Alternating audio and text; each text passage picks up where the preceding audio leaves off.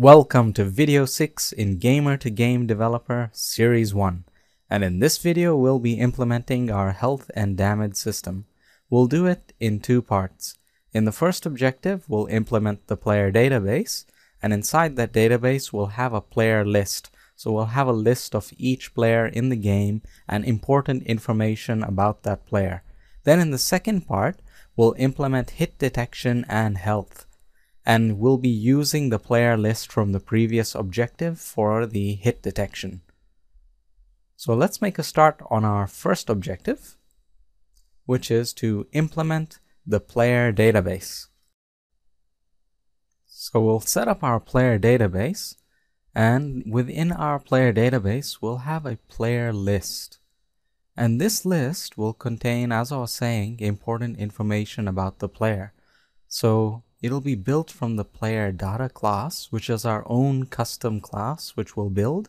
And because of that custom class, in each entry in the list we'll be able to have stored the network ID of that player, the name of that player, the score, and their team.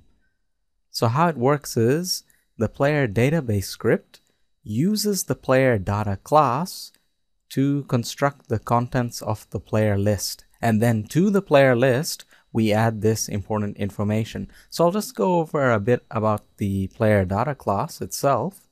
So this custom class, what it's allowing us to do, by making our own class, we're being able to store more than one piece of information in a single entry. So if I had just decided to just use multiple lists, a list normally can only hold it only holds one type in it. So for example, you'd have a list with strings, or you could have a list with ints, or a list of floats. But in this case, we need something that can hold more than just that. So if we had a list just for each individual item, it would be really complicated as we progress to figure out which entry belongs to which player. Would always need to remember the order that the player has been added in to correctly access data. But if we were to simply place all that information into a single entry in the list, so index 0 of the list would contain all these 4 pieces of information for one player, then that would be so much easier, because then we can search through the list, find the network ID that that player belongs to, and then we know the other pieces of information that belong to that player. So that's the reason for building the player data class. And this player data class is going to be a slightly unusual script, because we won't be attaching it to any game objects. It'll just be sitting freestanding in Unity, and our player database script will access this script. Well, it'll use this script to build the contents for our player list. So it'll make a bit more sense when we start typing out the code, which is what we're going to do next, because our first step is to write the player data class script. We head over to Unity now and create a new script, a new C# script called the player data class. And then we open it up in MonoDevelop. And for this, since it's our own custom class, we won't be keeping any of the default code here. We'll just delete it all. We'll type in, first of all, our comments and write, this script isn't attached to any game object, but it is used by the player database script, which we haven't written yet, but we will, in building the player list. And now we'll set up our custom class. We start with public class player data class.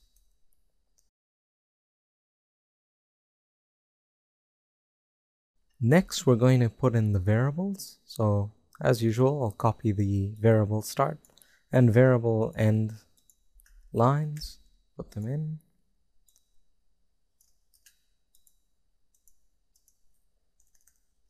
And we'll enter in 4 variables. So public int network player public string player name, public int player score, and public int player team. So at the moment, our class doesn't do anything. It just has these 4 variables in it. The next thing is we're going to set up a constructor that'll actually turn our class into something useful that we can use.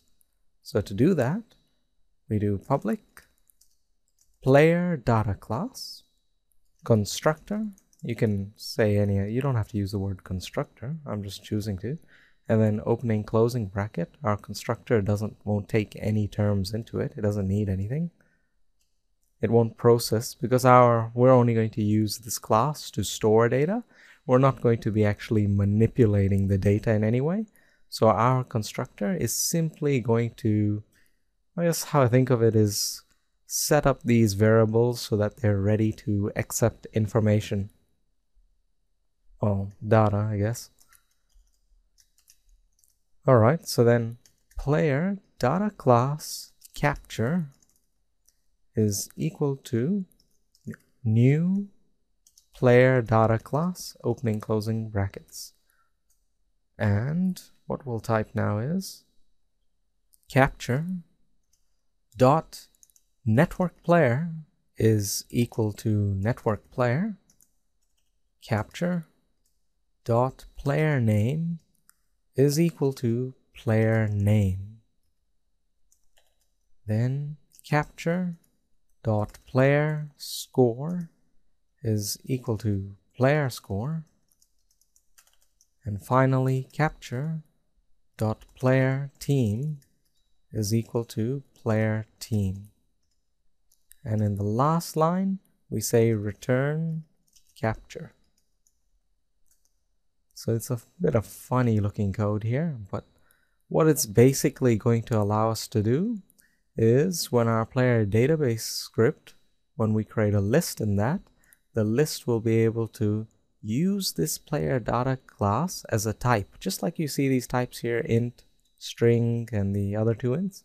Well, instead of something like that, we'll actually have a type called player data class. And then our list will be able to, well, it will have for each entry, it'll have this piece of data, this one, and this one, and this one. So the 4 main pieces of information. And we can add more and more and more stuff to it. So it is it's a much more flexible way of, I guess, manipulating storing information. So that's it for our player data class. So we save the script and we don't attach it to anything. It's just going to sit inside Unity. So we go back to Unity, and the next script that we're going to write, well, is going to be the player database script. So we're on to our second step, which is to write the player database script. We go over to Unity now and create a new C# script called PlayerDatabase. And then we open it up in MonoDevelop, and we'll immediately start writing some new code. And at the very top, we're going to write using system.collections.generic. This will allow us to use lists, the C# lists. Now in the summary, we're going to write this script manages the player list. And this script is attached to the game manager. So it'll be another empty game object that we'll create, and then we'll give it the name game manager. This script is accessed by the player name script. And this script is accessed by the health and damage script. So those 2 scripts there that I just mentioned, player name and health and damage, we have yet to write them. So So before going too much further, I'd like to actually just go over the functionality of this script, because when I start typing it out, it might look a little complicated, but it's not actually complicated. It's just that this one script will be doing quite a lot of things. So for our player database script, its functionality is as such. It's when the player connects. So this is what I'll do for scripts that have a more complicated nature, in that there's a lot of interaction in it with other scripts, or other scripts are accessing it and making changes to it. So the first functionality that we need to implement is that when the player connects to the server, we should then add that player to the player list across the network. And we can see here that there's other things that we will implement. So let's first get that implemented. So now we type out our variables, and as usual, copy the variable start and variables end. So variable start, variables end.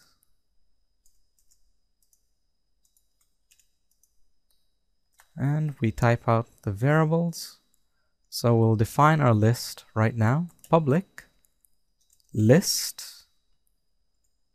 And within the less than and greater than signs, player data class. That's the type. So we could have put here like a string or a float or an int. But in this case, we're going to use our player data class type. And the name of the list is player list is equal to a new list of the type player data class, and an opening and closing bracket. And now we'll type out the other variables. So this one that we're going to use, this is used to add the player to the list in the first place. And that is public network player. And in small, I'll just type it, call it network player. That's the name of this variable. And the next one is, this is used to update the player list with the name of the player. So these two variables that I'll add here, public bool name set is equal to false, and public string player name. Then our next one, this is used to update the player list with the score of the player.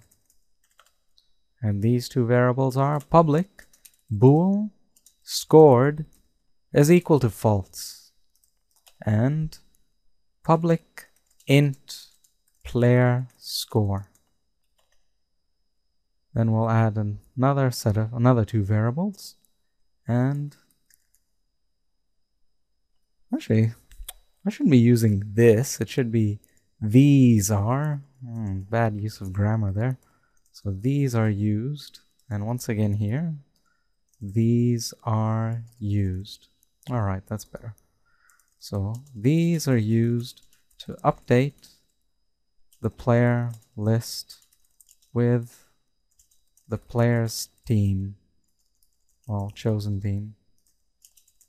So when the player picked, when the player picks the red team, then the list will be updated to show that they have joined the red team. So public bool joined team is equal to false, and public string player team. And I'll save our variables so far. And let's add a new function, well, another function. So I'll just make some space here, and I'll write here void on player connected. and network player net player. So I'll just talk about this in a moment.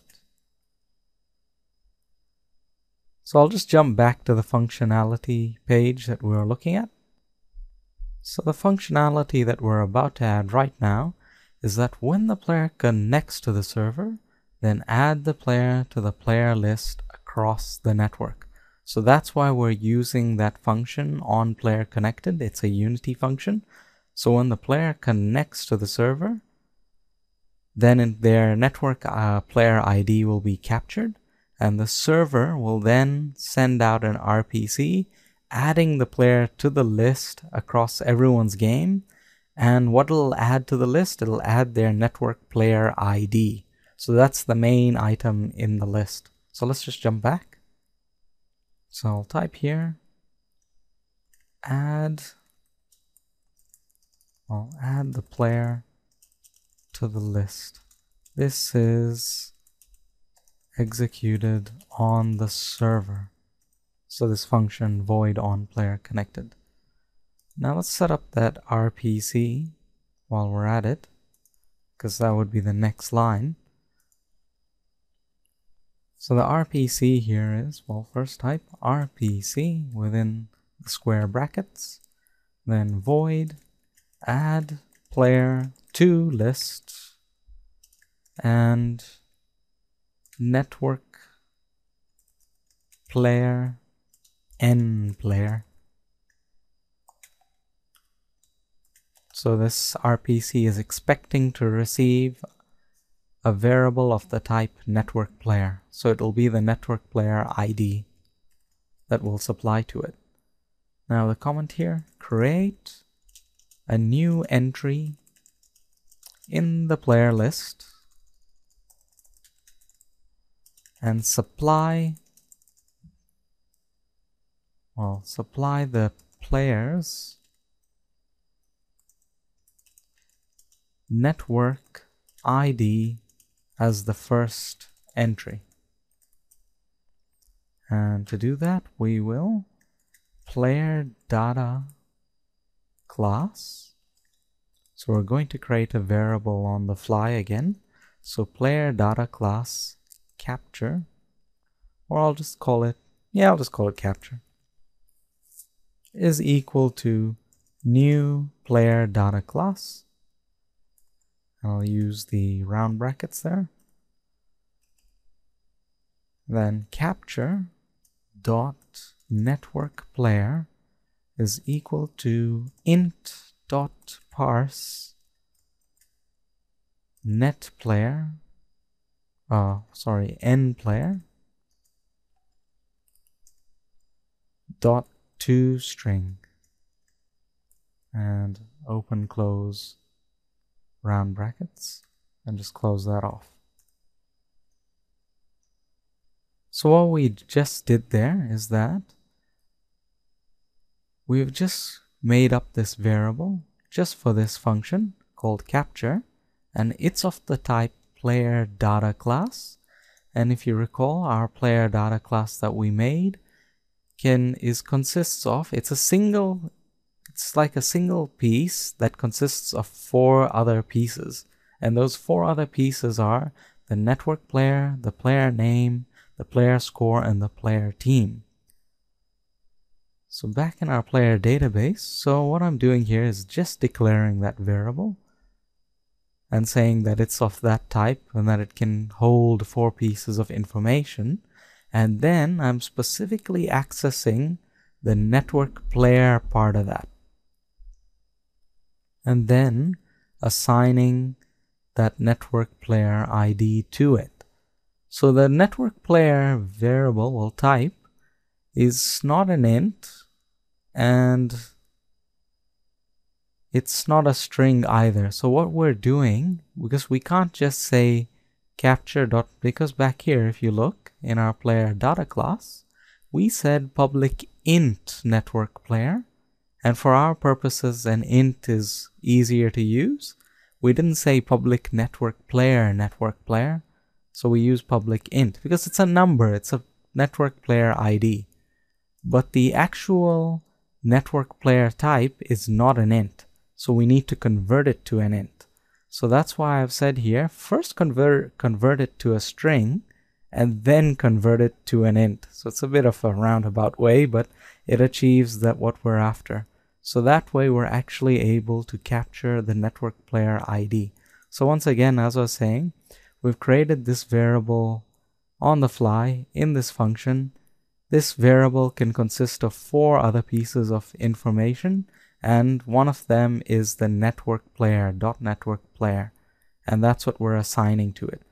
So we're going to write here, well, there's actually still another line of code that we should write, and that is player list dot add capture. So now the player is actually going to be added to the list, and this command here, well, this function, I guess is what we'd call, would simply add this to the next available slot in the list. So when the game starts up fresh for the player, I guess it would be empty, and then they'd get added to the first slot. And what gets added is this variable capture. So it'll get, when it gets added, the only part of capture that has any information is the network player. The other 3 parts of it, the team, the score, and the name, they're all empty, but they're there in the list. And so what we'll do is when other scripts access this player database, they'll fill out those empty bits. So let's go back up to our onPlayerConnected and type in this RPC. So we type here network view dot RPC add player to list, and we send it to everyone and buffer it. So RPC mode dot all buffered. So that way when new players join the game, they'll get the list with this player, all the other players who are already there. Their list will be up to date. It'll contain everybody who's in the game.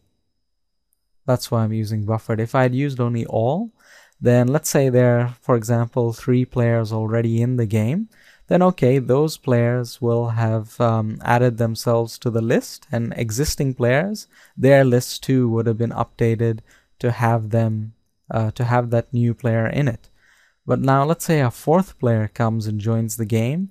Yes, the 4th player updates itself across the network and adds itself to the list, but because we didn't buffer the other 3, they won't get added to the 4th player's list. So we'll run into big problems because of that. Our hit detection won't work, our scoreboard later on won't work. So for that reason, we buffer the RPC. So RPC mode dot all buffered, and it'll be net player is the variable supplied to the RPC. And I'll just end that. And that's it. We've done the first bit of added the first bit of functionality to our player database script. So I'll just save that. And let's check out what the next functionality we need to add is. Alright, so the next bit of functionality we need to add to the player database script is that when the player disconnects from the server, remove them across the network. And we'll also delete them from the list as well. So that's what we'll do right now. So we'll type in another function. This is also going to be a Unity function. So void on player disconnected. And once again, network, the variable that gets applied to it is network player, net player. And within it, so what we'll write is when the player disconnects, so remove the player. So we'll just simply write here, remove the player from the list. And this is executed on the server. And now we need to write another RPC. So we'll just go down and write this new RPC.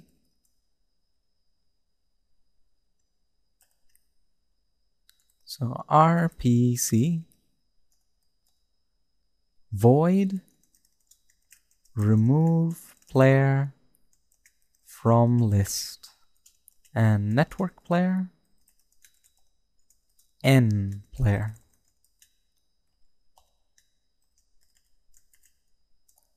And the comments for it: find the player in the player list based on their network ID, so their network player ID, and then remove them.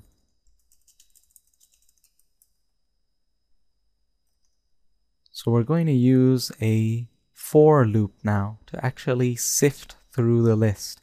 So what we'll do is we'll start from the beginning of the list and go through to the end of the list until we find a matching network player, so the matching n player.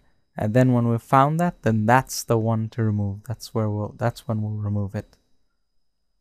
So what we'll write here is for, so this is a for loop, within a round bracket, int I equal to 0, then we use the semicolon, then I, so this is what we're saying here, int I equals 0, so start from 0 and use this variable I. It's just a dummy variable being used for our for loop. So then I less than player list dot count. So this is the starting, so this is where the for loop starts, int I equals 0, and then we want the for loop to count up to player list dot count. So that's the end of our player list, and then the amount that it increments by. So after the player list dot count, we just put I plus plus, and that means add 1 to I. So every time the for loop executes, so it starts at 0, after it executes the code in it, if it hasn't found what it wants, it'll then increment I by 1 and keep on going until I hits the player list dot count. So I'll close that for loop, and within it we'll write an if statement. So if player list, and use the square bracket, so I square bracket within the square bracket. So we're saying this entry in the player list, so the entry I, so if we start from 0, then the first entry in the player list, the first index is 0. And that's how lists start and arrays start. They start from 0. So if player list, if this entry in the player list dot network player is int dot parse net player, oh sorry, n player, I keep thinking the wrong thing, int dot parse n player dot toString. And we put the curly braces for our if statement as well. Oh, and I needed to add another round bracket to the end.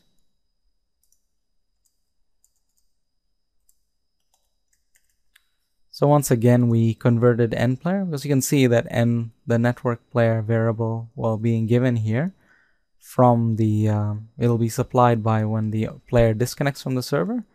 So this is of course of the type network player, and we need to convert that to an int so that it can actually be compared against that int inside the list.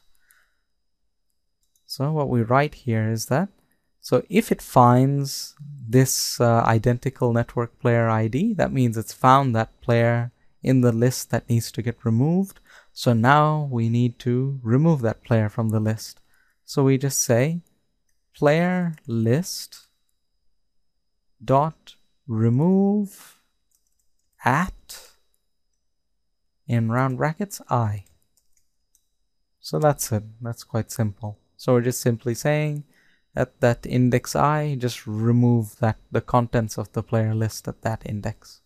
So we've effectively removed the player from the list. Now we need to just add the RPC. Execute it. So network view dot RPC remove player from list. That's the name of our RPC.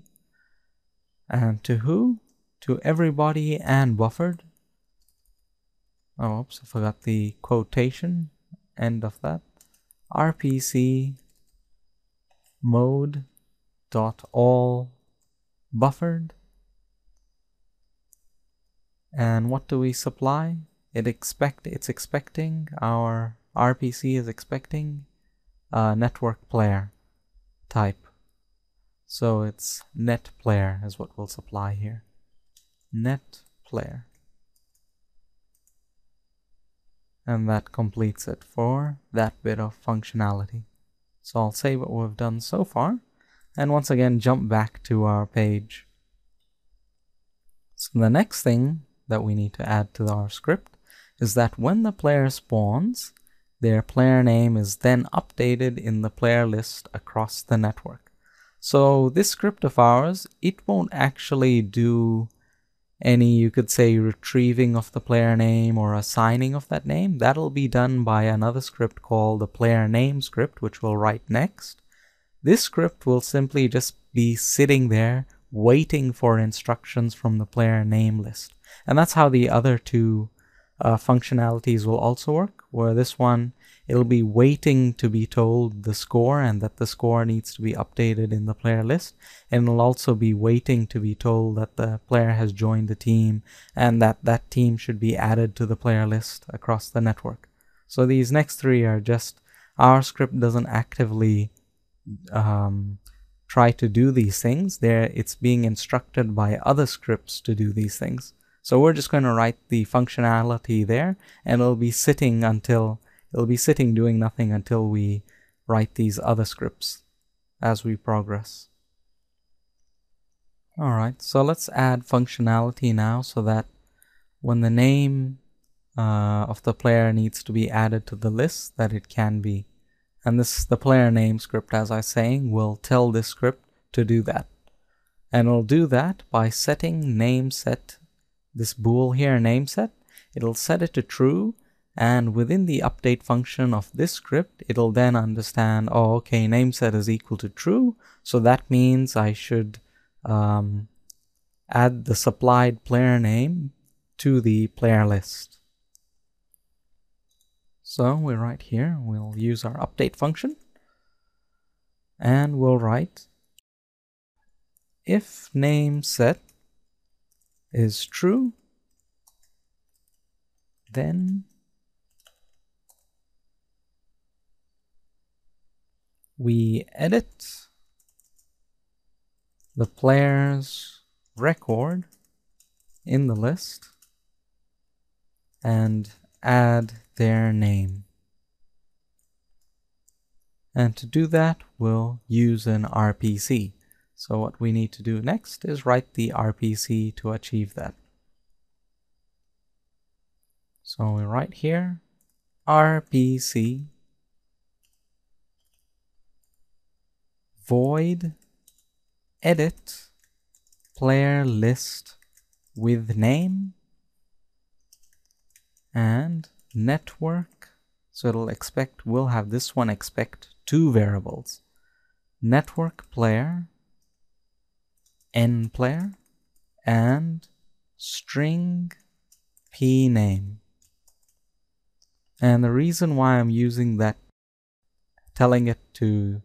making it expect two variables, is it'll find the player using n player in the list, and then it'll have been supplied with the player name, and then it'll add that player name to that correct index in the list, which you'll see in just a moment. So within the RPC, what we'll do now is, so the comment find the player in the player list based on their network player ID and add their name to the list. So we use a for loop to find the player in the list. So for int I equals 0, semicolon, I less than player list dot count. I'll scroll down a bit. Player list dot count. Once again, semicolon, I plus plus. So it's just the same way. We'll increment through the list in the same fashion. And within that for loop, we'll then have our if statement. So if player list, and once again, I dot network player. So dot network player is equal to int dot parse net player, n player dot toString, and close that all off. And within the if statement, player list I, so at that index point in the player list, so the index I, if we've found that network player matching one in the list compared to the one that's being supplied, then that means we should execute code to add that player name to that index in the list. So right there, player list I dot player name, so it's quite simple, player name is equal to pname. And that's it. The player list will then have that player name added to it. So previously it was a list which just had the network player ID in it, and the other three variables within that were available are just empty. So now we've added the player name to it. So now there are two things added to that player list. So now we need to make use of this RPC, and that's what we'll do right now back in our update function. So we say here network view.rpc,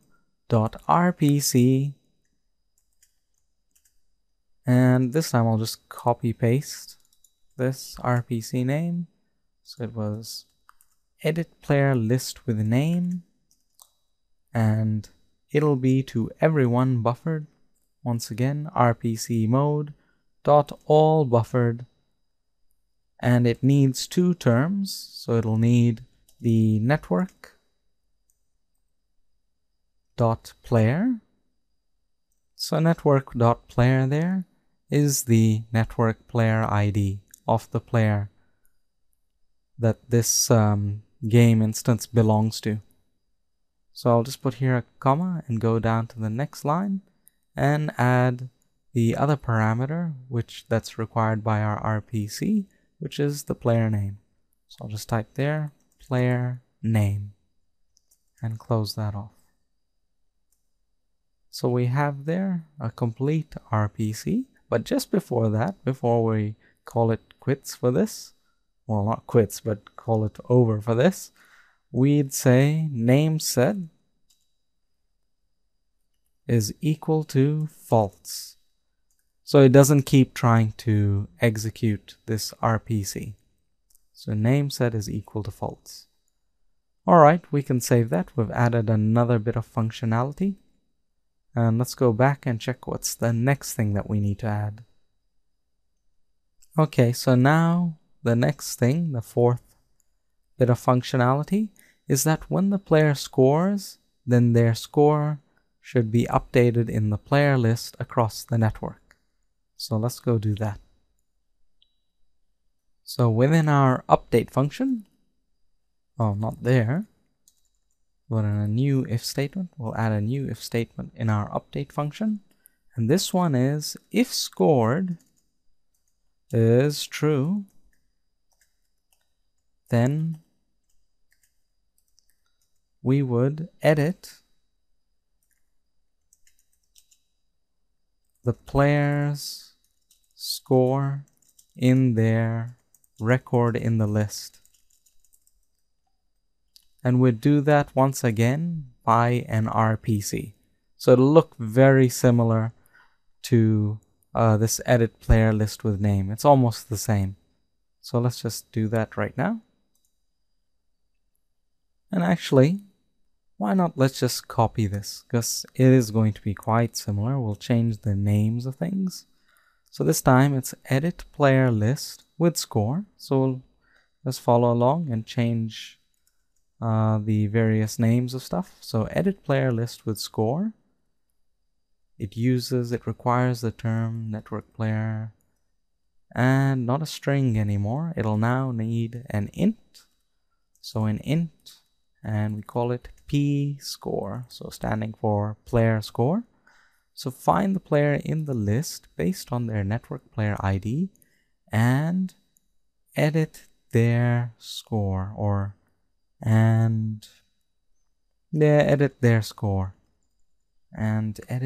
their score in the list.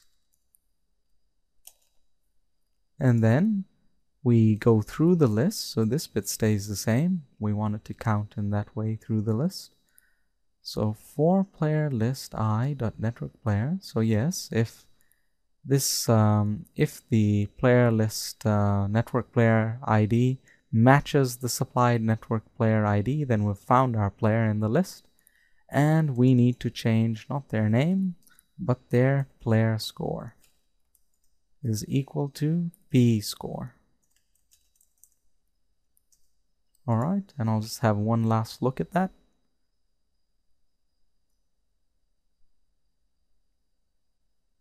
And I'm satisfied with that. So now we can make use of that RPC. And I'll just copy paste that name. So network view dot RPC, the name of that RPC, send it to everyone, RPC mode dot all buffered, and we'll use network dot player once again. And to the next line, we'll add the player score. We'll supply the player score. And that should do it for our RPC. Okay, we can save that. And our last bit of functionality was we just needed to edit the player list when the team spawns into the game and they get a team. So their team now needs to be edited in their list, what team they're on. So for that, we'll do almost exactly the same thing. Oh, and I just forgot here. Remember I said if scored is equal to true, it needs to be set to false. So scored is equal to false at the end of this. Now, if, and what's the variable called? Join team is equal to true, then we need to do a very similar sort of thing, which is to edit the player's team entry in the list. So we'll edit the player's record to include the team they're on. And we'll do that as well by an RPC, and maybe this time to avoid forgetting, I'll just say join team is equal to false. And then we'll go and add that RPC, and it'll be just like these other two. So I can just copy paste. So I'll copy paste that one, paste it in, and say edit player list with team. And yes, it requires a network player, but not an int. It will now require a string. And we'll call it p-team, standing for player team. So we find the player in the player list based on their network player ID and edit their team in the list. We'll edit their team, maybe just say add, and add their team to the list.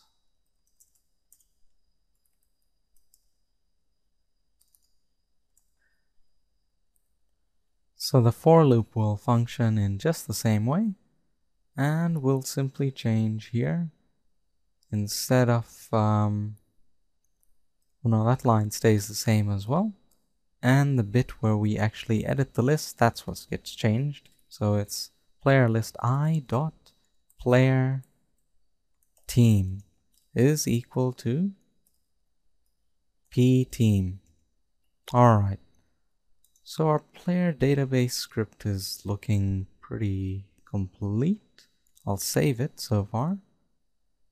Jump over to Unity, just check there are no errors. Oh, and I have made a mistake. So it's telling us that we cannot implicitly convert type string to int, which means that we're trying to assign the wrong type to another variable. So it means here that this p-team and .playerTeam don't match up, which means probably, let me check. Yes, in the player data class, I've made a mistake and I've said public int player team, but it should be public string player team. So we save that, and that is the correct type for player team. So that's quite a silly mistake actually. And let's go back to Unity and let's see. And yes, that's disappeared. Now I have another warning about a possible mistaken empty statement. So I'm pretty sure I know what that is. Let's go over to it. And yeah, at the end of the if statement, I put a semicolon. So obviously there shouldn't be one there. Let's save that now. So I've corrected those two mistakes. The first one was a really big one, and the second one was a smaller one. So let's just jump back to Unity, and it clears away. So that's good news. So it's a pretty good idea when you type up your scripts to just jump back to Unity and check that there are no errors. It really does help in finding out bugs before you actually try and playtest it. Alright, so this script is all done. We should go back to Unity now and create an empty game object. So game object, create empty, and this game object will be just reset its position. Actually, I don't need to. There's no reason to actually do that, but I'll call it Game Manager. And this is what I'll attach our new script to. So component scripts attach our player database.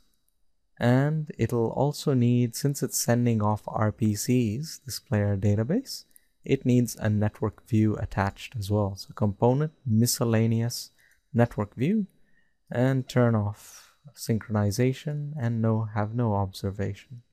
So none. Alright, so that does it for this step. We've set up our player database script.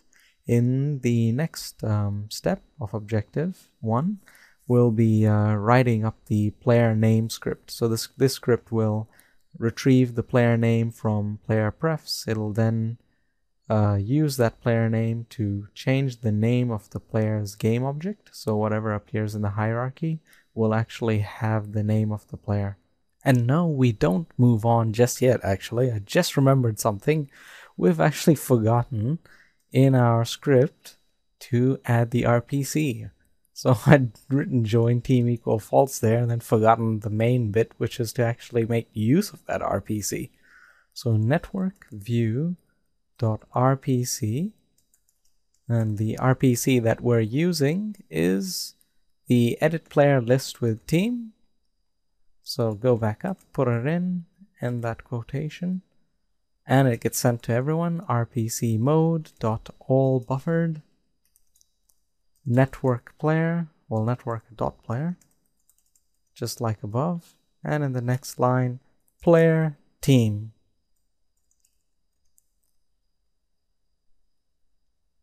And now we can save that, and that should now have the script complete. So I had completely forgotten that bit there. I'd gotten carried away with the RPC and forgotten to add the actual line to make use of it in the update function. Alright, so now we can actually move on to the next step. We've moved on to step 3, which is to write the player name script. And I'll just briefly go over how this script will function. Let's say, for example, a player A joins the game. Then the first thing that'll happen before the player even enters the game is that the player database script will have added that player's network player ID to the player list and have created an entry for them in the player list. Then once they've actually spawned into the game, then their player name script will check out player prefs, pull in any name that they had already saved, and it'll check if there's any conflict with any existing player. So if this player has the same name as another player, it'll then just assign a random name. Then it'll rename the game object. So this game object, it was called like blue player clone or something like that in the hierarchy. It'll now actually get the name of the player, and this will happen across the network. So the game object itself will have the correct name, and the player database, the player list, will be told to add the player name to the correct entry in the list. So I'll go over the functionality. So just like we were doing with our previous script, so there'll be 4 things that this script will do. The first is to retrieve the player's name from player prefs. The second is to check that no other player is using the same player name, and use a random name if another player is. Then the third is to tell the player list to update itself with the player's name. So the player list, as we just wrote that script already, and that what will happen is when the player list is told to add the player's name to the player list, it'll happen across the network. So everyone's player list will have the player's name added into it. And then finally we'll make the player game object, so the thing running around in the game, it'll have the player name on it instead of whatever the default game object name was, which I think was player blue clone. And this will happen across the network, as I just said. Okay, so let's move on and write the script. We create a new C# script, and we call this one player name. And then open it up in MonoDevelop. And within the comments, this script incorporates the player's name into the game. And this script accesses the player database script to tell it to add the player's name to the player list. Alright. Then we'll add our variables. So copy variable start and end.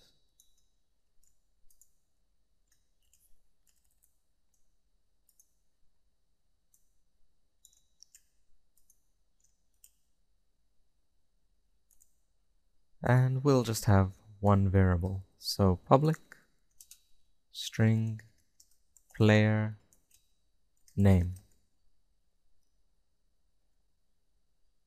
So now we'll add another function here. Now we'll make use of the awake function.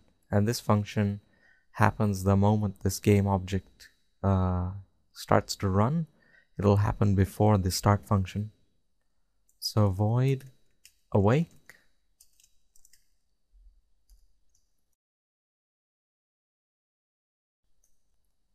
In the awake function, we'll type when the player spawns. So when the player spawns into the game, retrieve their name from player prefs.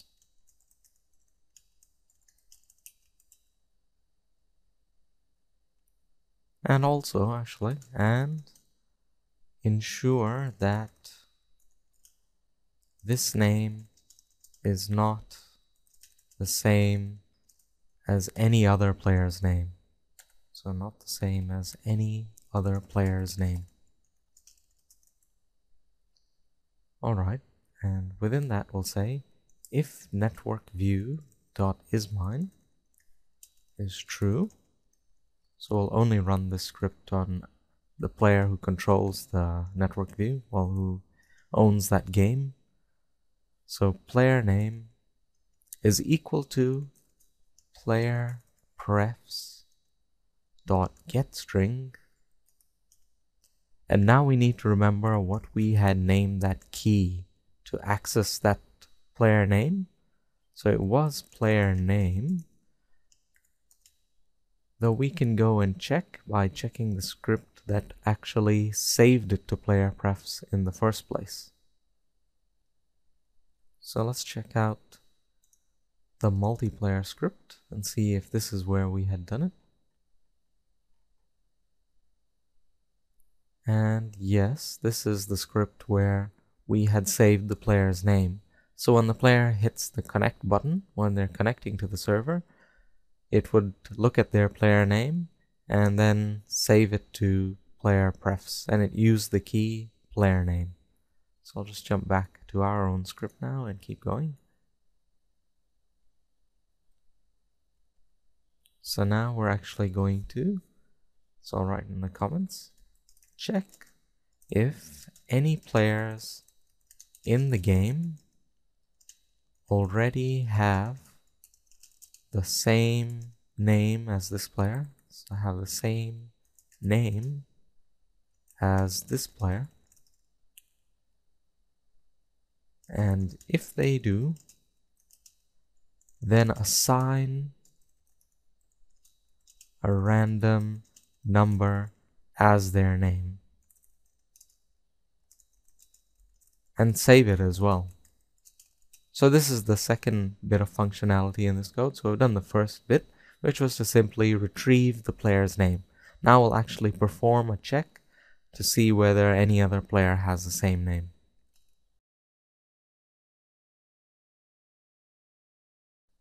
So we're going to use a for each loop to check through all of the game objects present. So for each game object,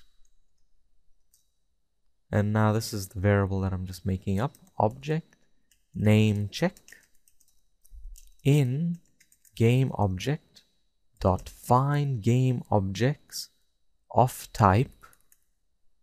So find objects of type. So find objects of type, this one. Then we put here the round bracket. Then we write here type of, and that type is game object, and close off our brackets. And now within the for each loop, we write if player name is equal to object name check dot name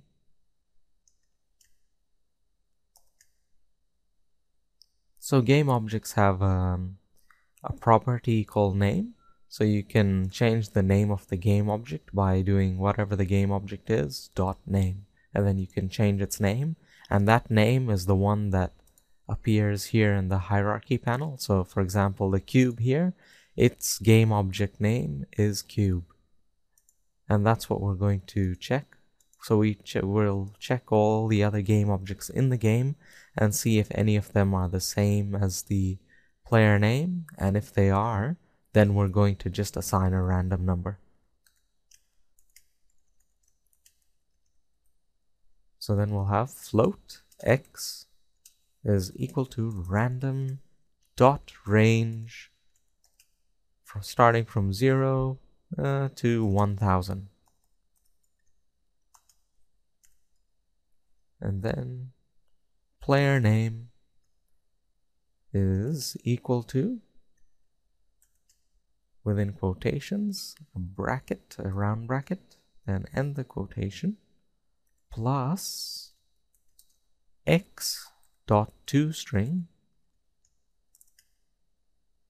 plus quotation, ending round bracket, and end that quotation. And the plus sign is a concatenate to join strings together. So what we'll have is a single piece. So we'll have here round bracket, the number that's been randomly picked, and then a closing bracket. And that's the player's name. So that's what I meant by a random name. Then we'll say player prefs dot set string, and the key is player name, and the variable to set is, oh, I forgot to put the quotation, and the variable to set is player name. And that should be that for actually assigning a random name. So I'll say what we've done so far. Let's check what the other two pieces of functionality we need to add are. So we need to tell the player list to update itself with the player's name, and after that we'll need to change the name of the player game object across the network. Okay, so now here we'll write update. So update the local game manager with the player's name so that their name is appended to the player list. And we're going to write a function to achieve this. So we'll just make a function right now, which we'll call void update local game manager. And this function will expect a string, and we'll call it pname, standing for player name. And within that function, we will write tell the PlayerDatabase script to append this player's name to the list.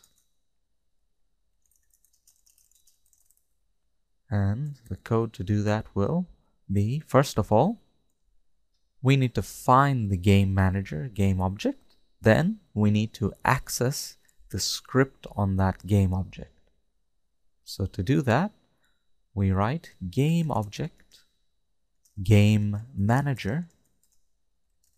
So game manager is just here, this one that I'm writing here, so something I'm making up, is equal to game object dot find game manager. Now the actual name of that game object, which is game manager. That's the one that we have the PlayerDatabase script attached to.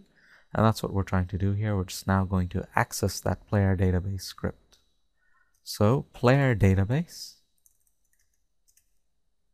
data script is equal to game manager dot get component,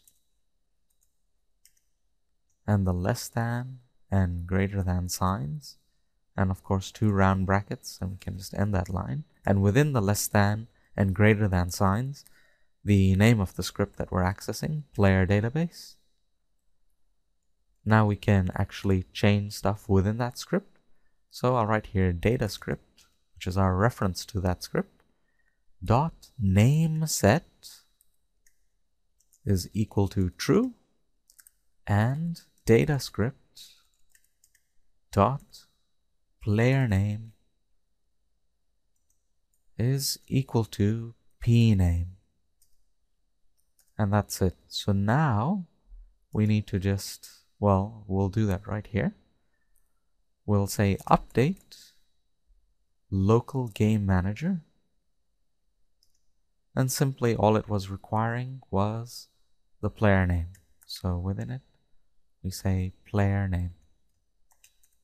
So now what will happen is on awake, so when this when the player is spawned into the game, and the very first function that's going to run is the awake function, and within this function it'll execute all this bit, and then it'll come down to actually updating the local game manager. So it'll then access the PlayerDatabase script on the game manager, and it'll set name set to true. So if I just jump back quickly, so we had here, if name set is equal to true, then we send out this RPC to edit the player list with the player's name. And in that RPC, you can see that the player's name is added to their entry in the player list. So that's why I'm also doing it just a local. So you'll notice I didn't use any RPC or anything like that to try and update it across the network, because that's not necessary. Our player database script will do that already. It just needs to be told to do that. That's all. And that's what we're doing here. All right, so now we can just save that and add our final bit of functionality, which is to change the name of the player's game object. So that's after this. So we'll say send out an RPC to ensure this player's name is slapped onto their game object.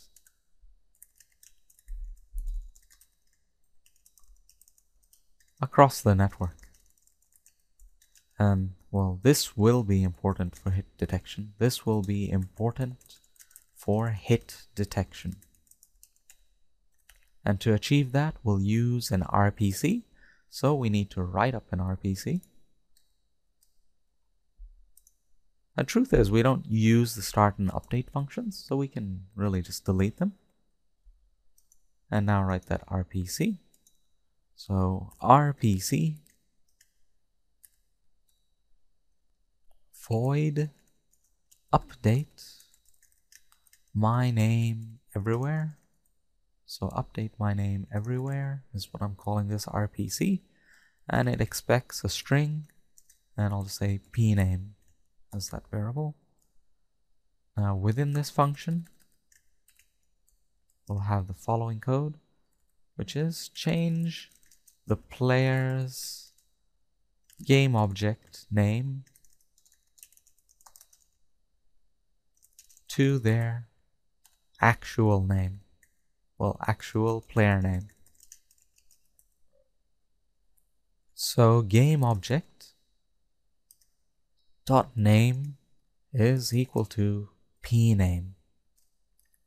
So what's going to happen is the game object that this script is attached to, its name will become the supplied player name. And that'll be supplied how? By the RPC. And then the next line is player name is equal to pname.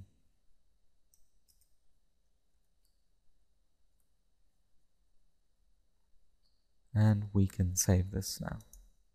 Well, not save, we can save, but let's just finish off that network view line.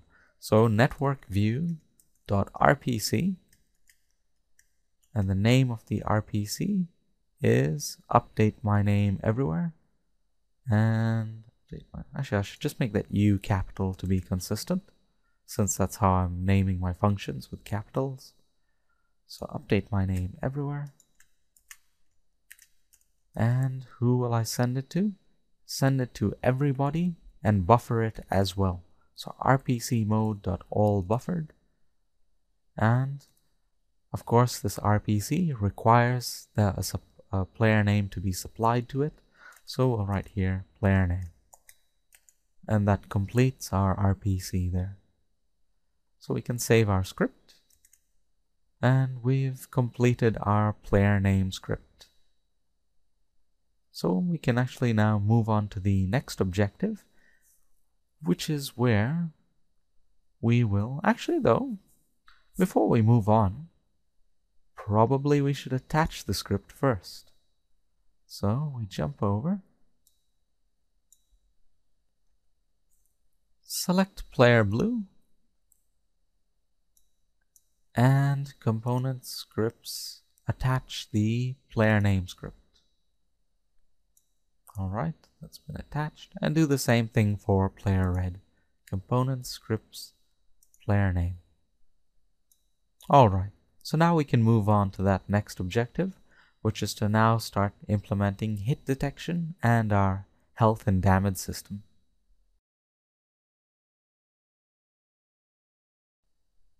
We've reached objective 2, which is to implement our hit detection and health and damage system.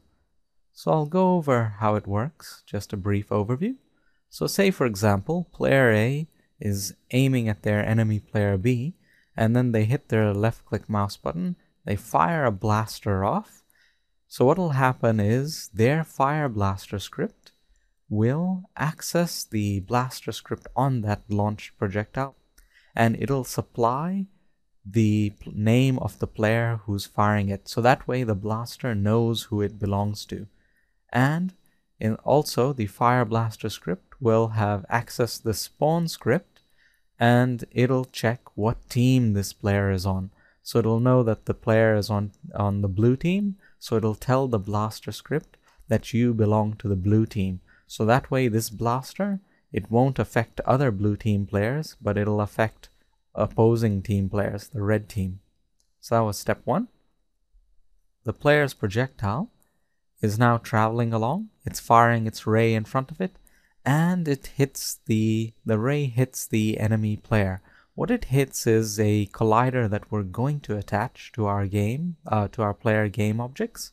And this collider, we'll call it a trigger. So that's why I've just called it here a trigger game object. That's just simply the name of it. And what it does, it'll see that collider, and it'll check what the tag is of that collider.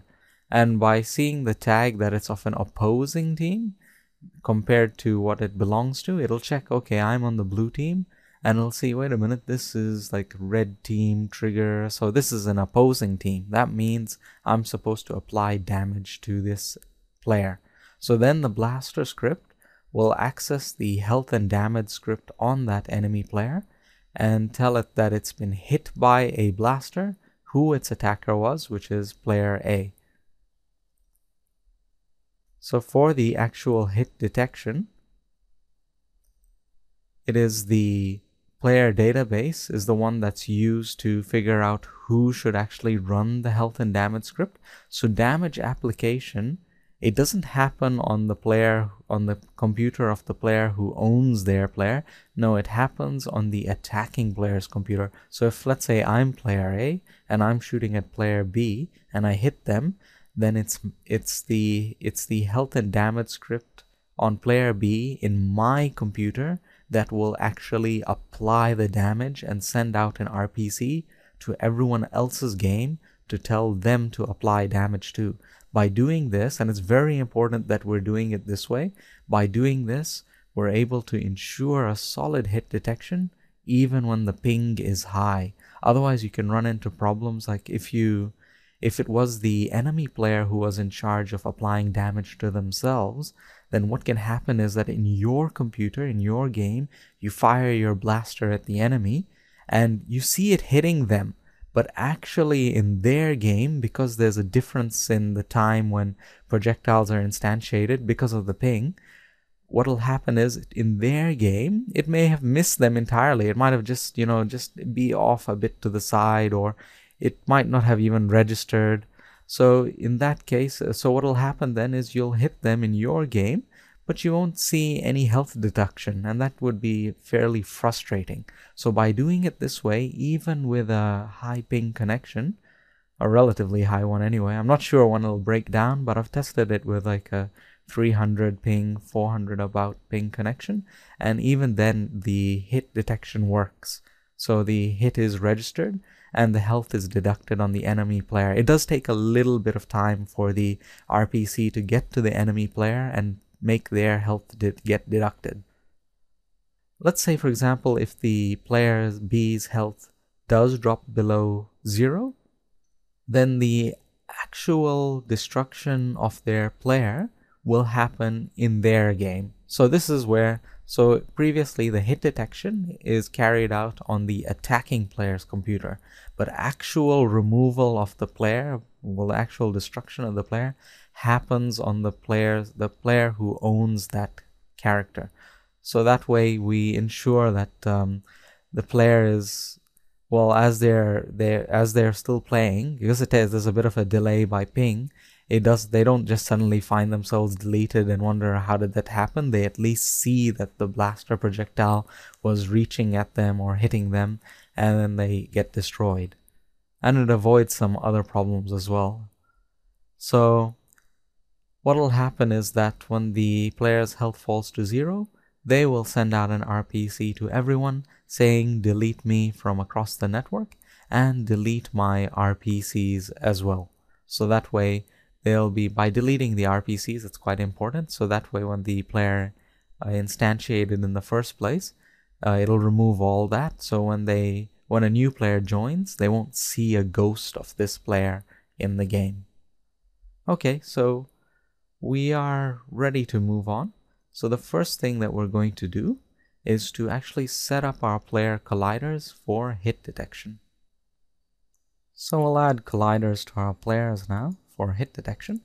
So I'll drag my player blue into the hierarchy, and I'll duplicate the graphics game object.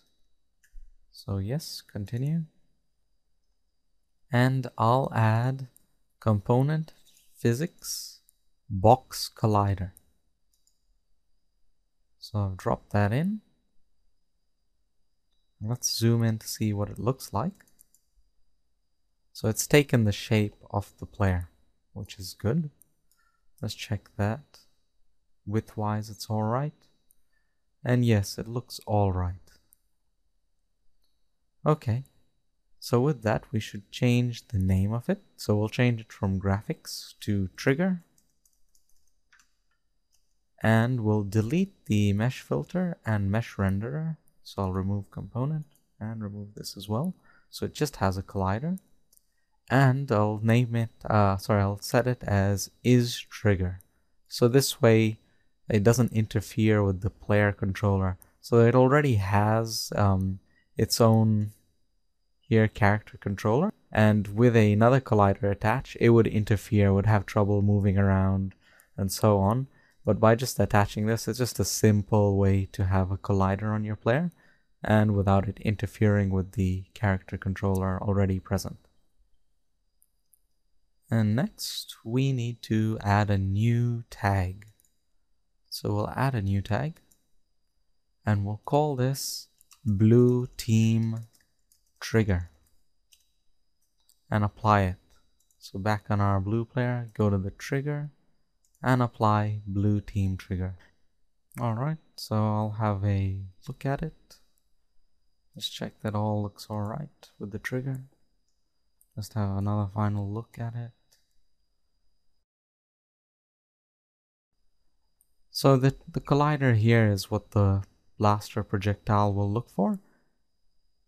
What'll happen is it'll strike this collider, and that's how hit detection will happen. Okay, so we can save this now. So we click on player blue and hit apply, and it's saved. Now we'll repeat the same thing for player red. So I'll just get rid of player blue and put in player red. Once again, duplicate the graphics sub-object. Yes, continue. I'll name this trigger. I'll add in component physics box collider. I'll set isTrigger to true. I'll delete the mesh filter and the mesh renderer. We don't need them since they're already on the graphics game object. And I'll set it a tag. So add a new tag. And red team trigger is what we'll call it. And we'll assign that trigger. Well, that tag, sorry. So red team trigger.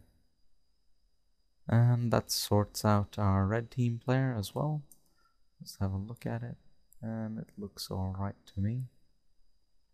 I mean, you can change the size of the collider if you want. You can make it a bit smaller or more inside the player. It's totally up to you. That if you find that the way that you're making your game, like your player is getting hit too easily, or you feel that it's getting hit too easily, then you can just change the size of the collider.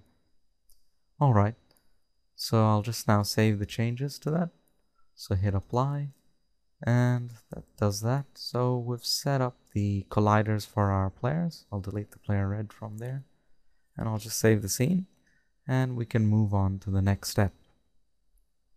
Step 2 is to edit the Blaster script so that it recognizes players.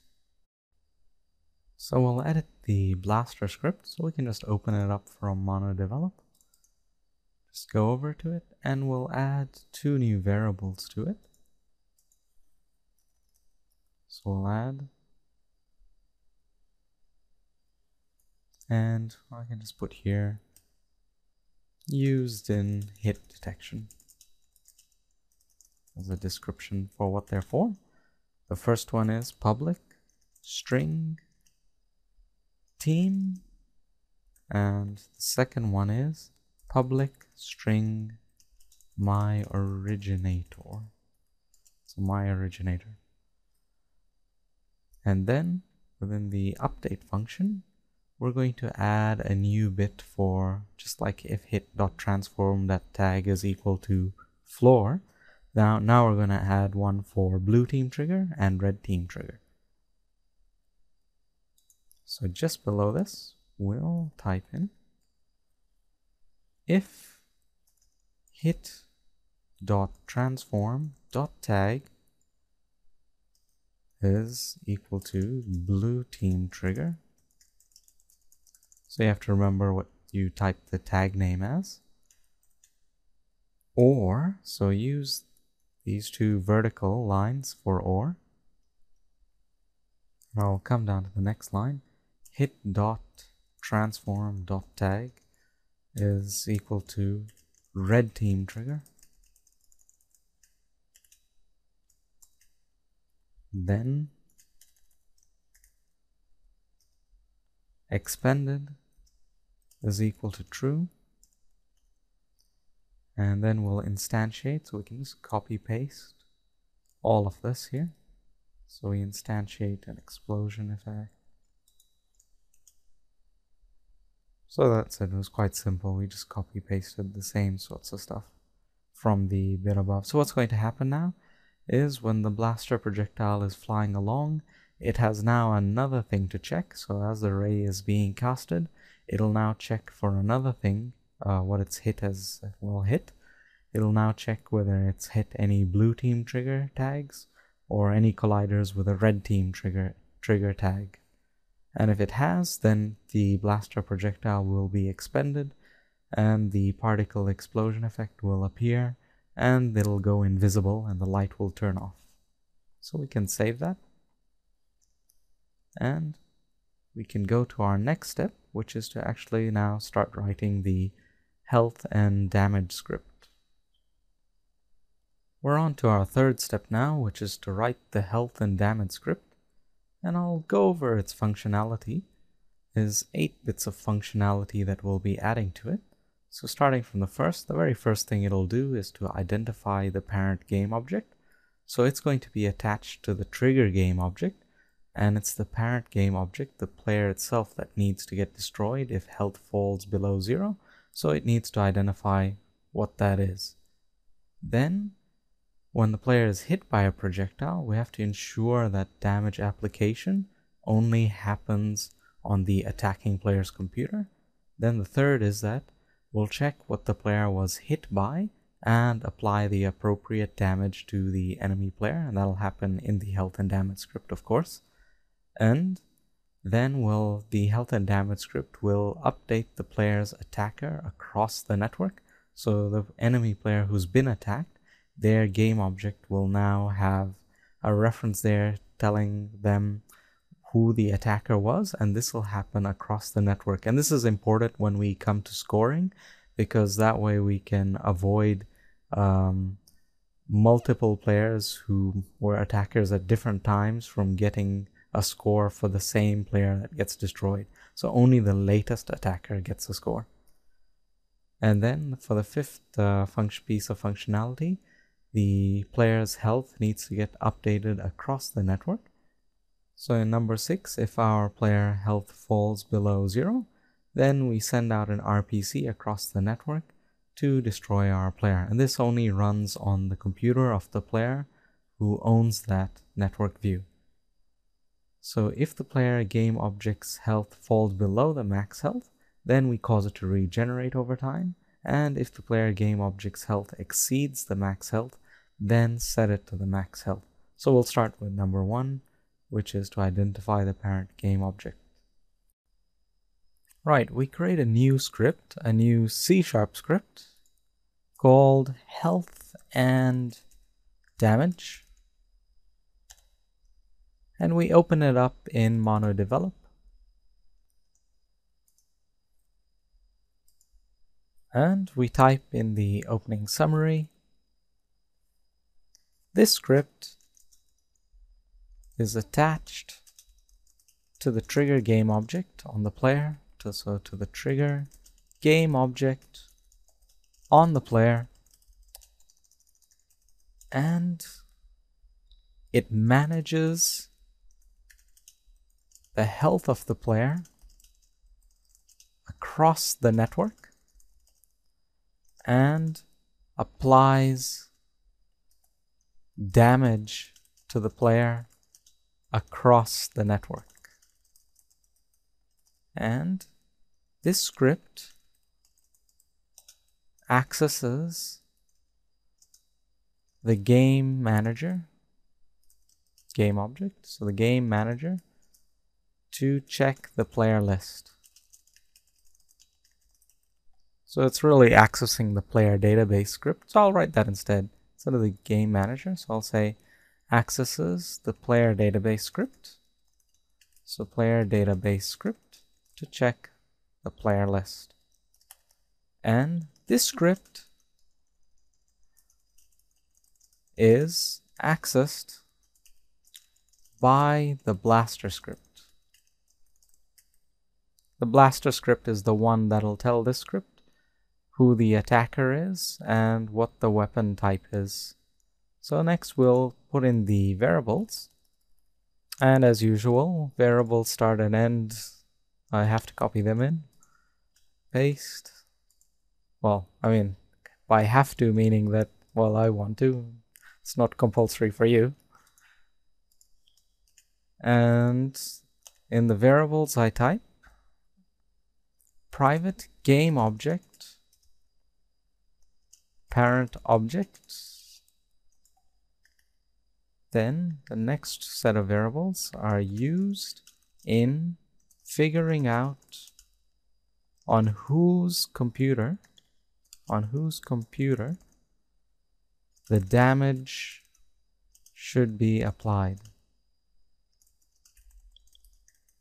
And the two variables involved in that are public string myAttacker and public bool I was just attacked.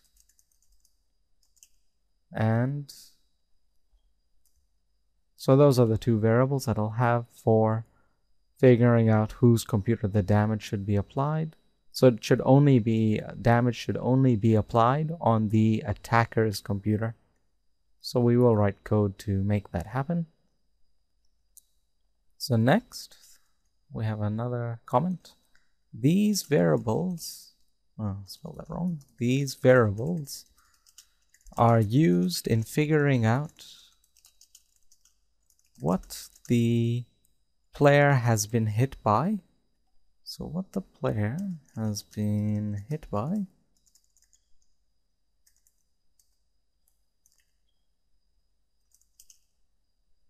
and how much damage to apply. How much damage to apply. So at the moment we'll have two variables, public bool hit by blaster is equal to false. That's how it'll start out as. And private float blaster damage is equal to 30. And later on, when we have the other weapons get implemented, then we'll add more variables for them. But at the moment we only have our blaster, so they're just two in this bit here. Okay, now another comment. This variable that we're going to have, this is used to prevent the player from getting hit while undergoing their destruction.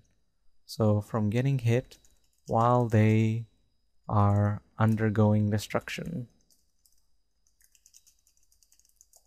And this will be more important later on, so I'll type that variable out first. Private bool destroyed is equal to false. And this bool that we have here, it'll be more important later on when it comes to scoring. And by making use of it, we can prevent the player from being, while they're being destroyed, they can't be repeatedly hit. So once a player's health has fallen below 0, then there's no reason for them to continue to be hit. And if we did allow them to continue to be hit while they were undergoing destruction, so if there was any delay due to ping, then it would be possible for the attacking player to, well, rack up points, free points. So that's why we simply just put in this, and when the player's health drops below 0, then this just gets set to true, and the enemy player can no longer be hit anymore, and then they just get destroyed. And these variables, the next 3 that we'll write, these variables are used in managing the player's health. And they are, I'll scroll down a bit, they are public float my health is equal to 100. Public float max health is also equal to 100. Private float health regen rate is equal to 1.3f, since it has a decimal place and it's a float. And that's it for now. That's all our variables for now for the health and damage script. We'll save it and add that first bit of functionality for the script, which is to just identify the parent game object. So it's just a one-liner. It's easy. So I'll write there the comment, just so that we remember why we have this one line of code. The trigger is used, well, the trigger game object is used in hit detection, but it is the parent, so it's the parent game object that needs to get destroyed. So the parent that needs to be destroyed if the player's health falls below 0. So if the player's health falls below 0. So we set a reference to that, and I'll just make some space here. So we set a reference to the parent game object. So parent object. So we had set that variable up here already. Private game object, parent object. Now let's make use of it. Well, let's give it something to look at. Parent object is equal to transform dot parent dot game object. All right. So all it's going to do is this script is going to be attached to the trigger game object on each player, and this script will simply look at that trigger game object, then it's saying the transform of that game object, and access the parent, and the parent is well, let's go to Unity and just have a look at that. So if we just jump over to our player, so this is our trigger game object. We're going to attach that health and damage script to it. So it is the child object. So when it's saying transform.parent, it then knows that this player red game object is the parent. And then we say .game object so that it's accessing, well, it's referencing the correct type. That way we won't have any errors. And that's what we'll destroy. So we'll just destroy the parent game object, and that'll get rid of everything within it. So jumping back to MonoDevelop. Okay, so that's our first bit of functionality. I'll just save it here. So it's very simple. Now the next one, we'll jump back to our list of functionality that we're adding for this script. Our next bit of functionality to add is that when the enemy player is hit by a projectile, then we need to ensure that that damage application portion of the script, it only functions on the attacking player's computer. And that's really important for good solid hit detection, even when the connection is a bit laggy, so there's a high ping between players. So and I can describe that. So for example, if I'm in the game and there's another player in the game who's of the opposing team, and their ping, say, is a bit high, maybe it's about around 300, then when I fire my projectile at them, in my game, I'll see it hit them. And because as the attacking player, as me, since this portion of the script will run on the attacking player's game, I'll successfully deduct their health. But instead, if it was only deducted on the enemy player's side of the game, then it's possible that our projectile never actually registers when it hits them. So that's why I've chosen to have it only the attacking player's computer is the one that carries out the hit detection. And that way we're able to ensure really good hit detection. Okay, so we jump back to Unity and, well, not Unity, to MonoDevelop and continue writing out the script.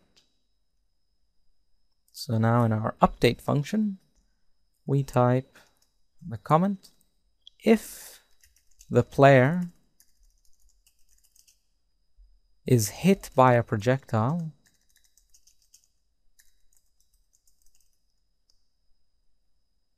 then that projectile will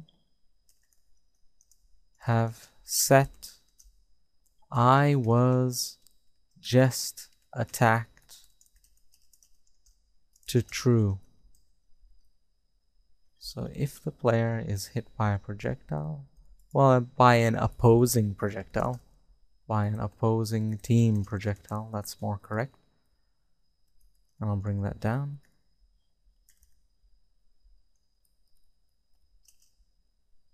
Okay. So what we'll write here, if I was just attacked is equal to true, then we carry out a whole heap of script. And in that is that functionality that we need to add, which is to check to determine that this is the attacking player's computer and that this script is running on the attacking player's computer. So the first thing that we do is we access the player database and check out that player list. That's how we determine it. So game object, and I'll make up this variable, game manager is equal to game object dot find, and the game object to find is called game manager. Now once we have the game manager, we need to access the player database script. So we write player database data script is equal to game manager dot get component, and within the less than and greater than signs, the name of the script that we're accessing, so player database, and the 2 round brackets, and close off that line. Okay, so now we've accessed that script. Now we have a reference to that script, and we can now access it. So what we'll now do is to, in our comments, sift through the players, through the player list, and only carry out hit detection, if the attacking player is the one running this game instance.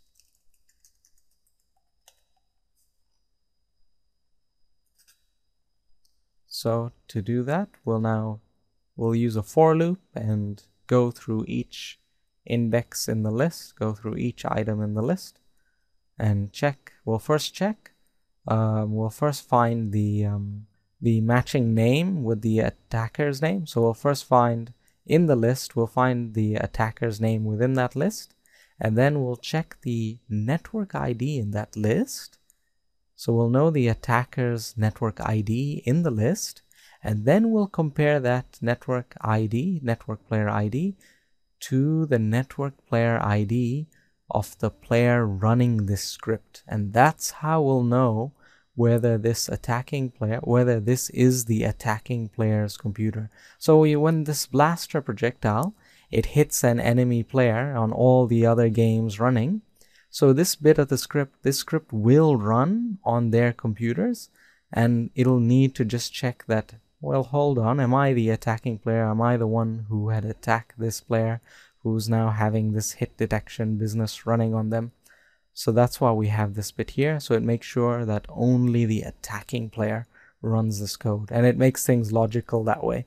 Only one. We could have had the server control that. We could have had the server carry out all hit detection, but I didn't go that route because it's a bit laggy.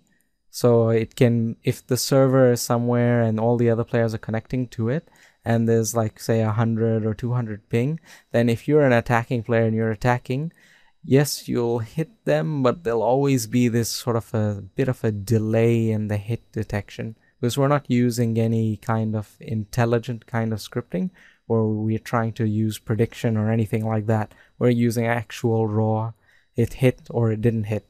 So since we're doing it that way, the way that I found that is easiest to have a solid hit detection is to have the attacking player run this script. So I just spoke quite a bit. So now let's actually write the code. So for int I equal to 0, semicolon I less than data script dot player list.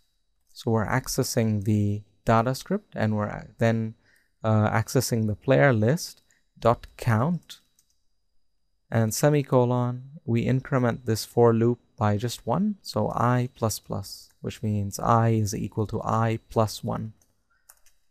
Alright, now within our for loop, we now find the attacker's name in that list. So if my attacker is equal to datascript dot player list I within the square brackets, so check out this index in the player list, dot I dot, not dot I, so square brackets I dot player name. So if we've found something, now we check whether the network ID of the player running the script and of the attacker according to the list, do they match up? If they don't, then this script does not run any further and there's no damage application. It means that it's some other person's game, that where the blaster projectile has hit some enemy player. Okay, so within that if statement, I'll write there, if int dot parse network dot player dot toString, and the round brackets, and close that off, the int dot parse. And I had mentioned earlier that network dot player is not an int, so we first convert it to a string and then we convert it to an int so that we can compare it to the int in our player list. So if this is equal to, is the same as datascript dot player list square brackets I dot network player. So now if they are the same, then that means we have our attacking player and we need to carry out the damage application process. All right. Oh, and I've just realized it's showing me there's an error on that line, and that's because I put too many brackets, the round ones here. There, now that fixes it. Okay, so within this, we would add our next bit of functionality. So we'll go back to our page telling us what functionality we're adding. We'll just save what we've done so far and jump over to that. Okay, so now we check what the player was hit by and then apply damage to the enemy player. And after that, we'll update the player's attacker across the network so that all the attacked player game object will have a reference to its attacker across the network. So it's the same attacker everywhere. So now in our comments, I say check what the player was hit by. So check what the player was hit by and apply damage. So and apply damage. All right. Now our code. So if hit by blaster is true and destroyed is false, then within our if statement, we'll set my health is equal to my health minus blaster damage. So we're deducting from our health the blaster damage. Then our next line is that we need to send out an RPC across the network.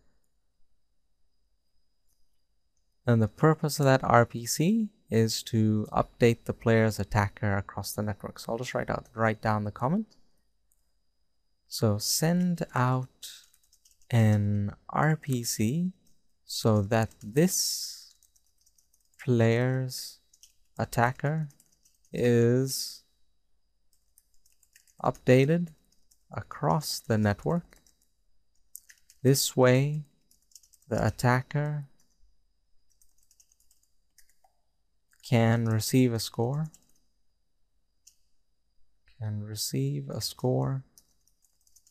For destroying the enemy player. And we'll write that RPC. So we just come down here outside of our update function and we'll write here in square brackets RPC. And the name of the function is void update my current attacker everywhere. String, and this function will look for, it'll require a string, and we'll call it attacker.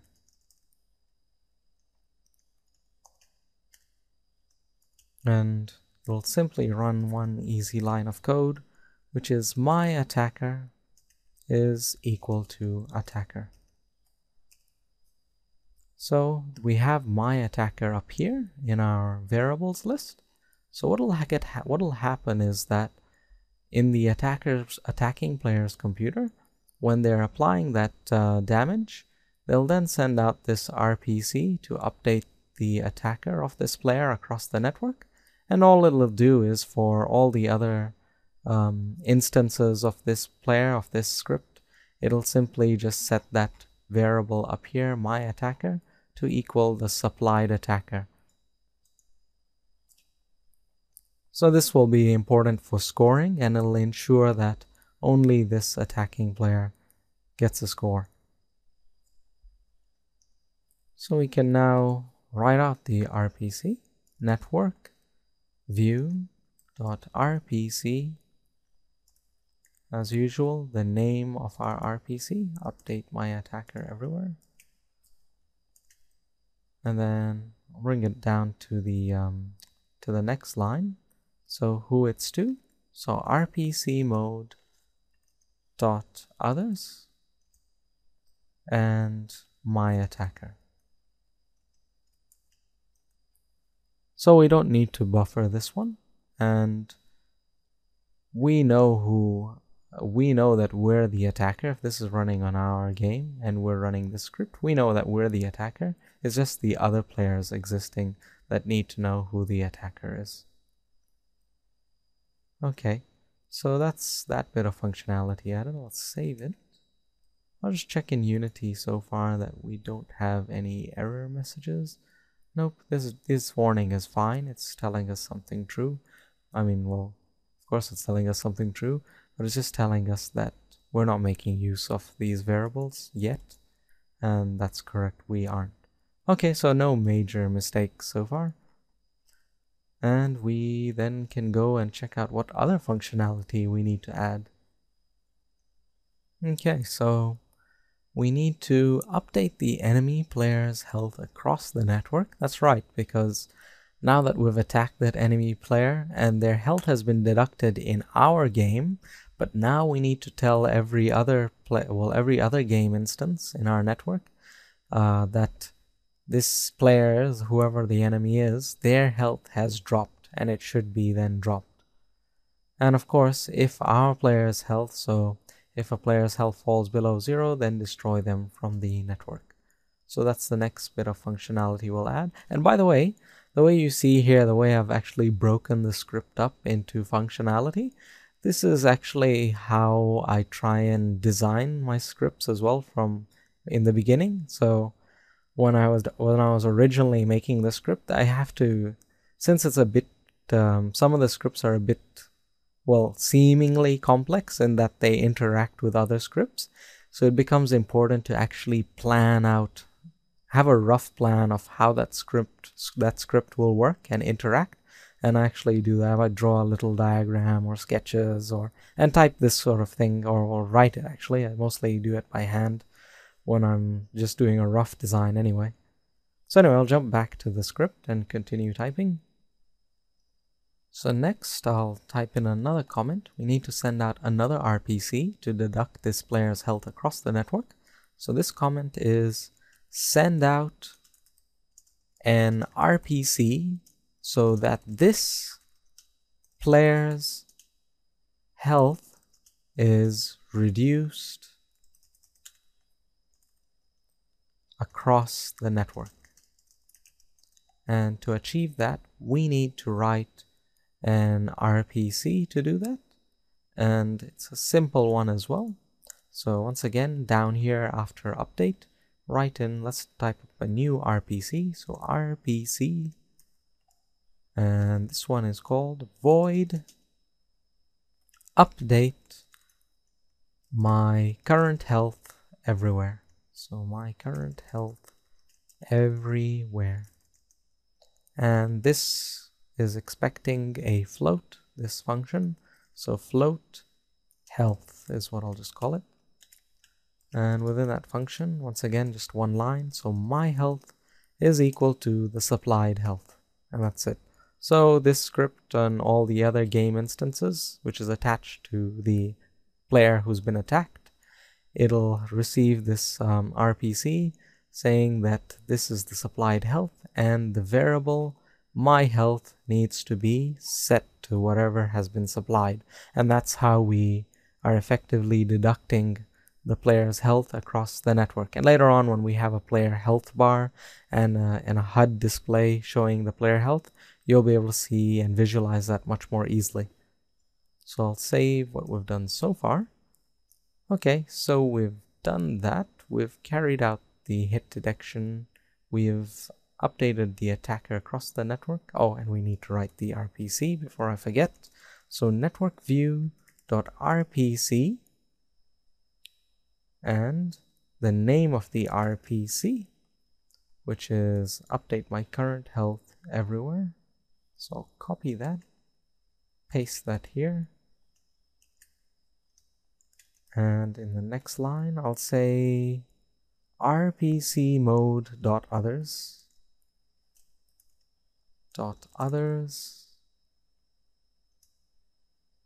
And what will we supply? It's expecting a float, so it's my health is what we'll supply. All right. And that does that now. So we can save that.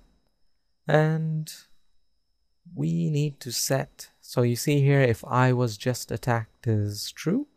Now we need to set that to false. So once it's done all this, we have to set it to false. Otherwise, yes, by the looks of it, they'll continue to get hit. Well, the damage will continue to be applied until they're destroyed. Well, when we write that portion of the script. So we need to say if I was just attacked is equal to false. And we need to figure out where to put that since we've got so many indentations. So it's not that one. No, it wouldn't be that one. That's still too early. Not this one. We'll place I was just attacked is equal to false just under here. So I was just attacked is equal to false because this is the point at which the for loop will have finished up and all of this code in here will have executed. So it'll have finished the hit detection process and any damage application. And then this bit will just get set to false. We could have probably put it inside here as well, but I just haven't done that because later on we'll have other weapons as well. So instead of just the blaster, there'll be the particle cannon, the rocket. Then each time we'd be repeating that line, but we don't need to do that. We can just place it here and it'll just cover it. All right, so we can save that and have a look at the other bits of functionality that we need to add. So how our health and damage script will work is that our player game object will be responsible, in our game instance, will be responsible for destroying itself. So this is where the attacking player was only responsible for the hit detection and damage application, but the actual destruction happens on our game. So if we're the ones who have been attacked and our player health falls below 0, then it's in our game instance where we tell everyone where we cause the destruction of our player and tell everyone that our player is to be destroyed. So we'll implement that right now. So we'll put here, I'll scroll down. And so after all this, I was just attacked is true. So outside of it, we place a new if statement. And the comment for that is each player is responsible for their own, for destroying themselves. Sounds a bit awkward, really. But that is what's happening here. So if my health is less than or equal to 0 and network view dot isMine is true. So that's how we make sure that this bit only runs in our game. If we didn't set it to true, then, and we're going to have an RPC there, then the RPC would be getting fired off on every player's computer where our player character's health drops below 0 in their game. And that would just cause confusion because then there would be errors thrown up in Unity saying something like, this RPC has been sent or something like that, and that there's no network ID or something allocated. I can't remember the exact error message, but it'll throw up errors because there are these RPCs being sent out for no reason, and the game object has been destroyed already in some players' computers. So it's important to just control who is actually carrying out the RPC. So what we write here is remove this player's RPCs is the first thing that we do. So I'll write here a comment, remove this player's RPCs. And now if we didn't do this, so if we didn't, do this, a ghost of the player would appear. So a ghost of this player would remain in the game, and well, which would be very confusing to players just connecting.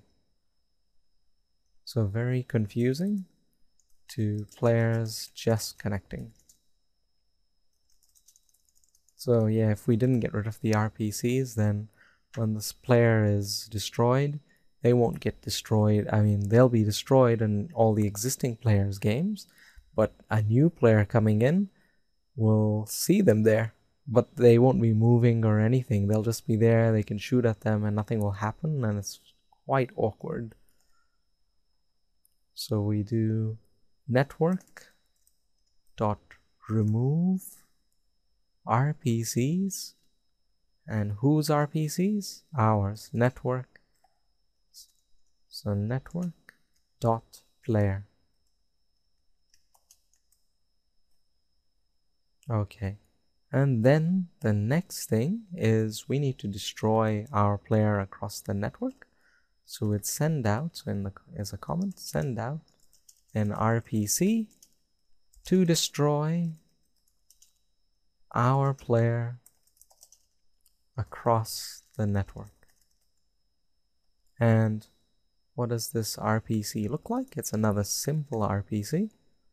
So below this one, we'll write RPC and the function void destroy self.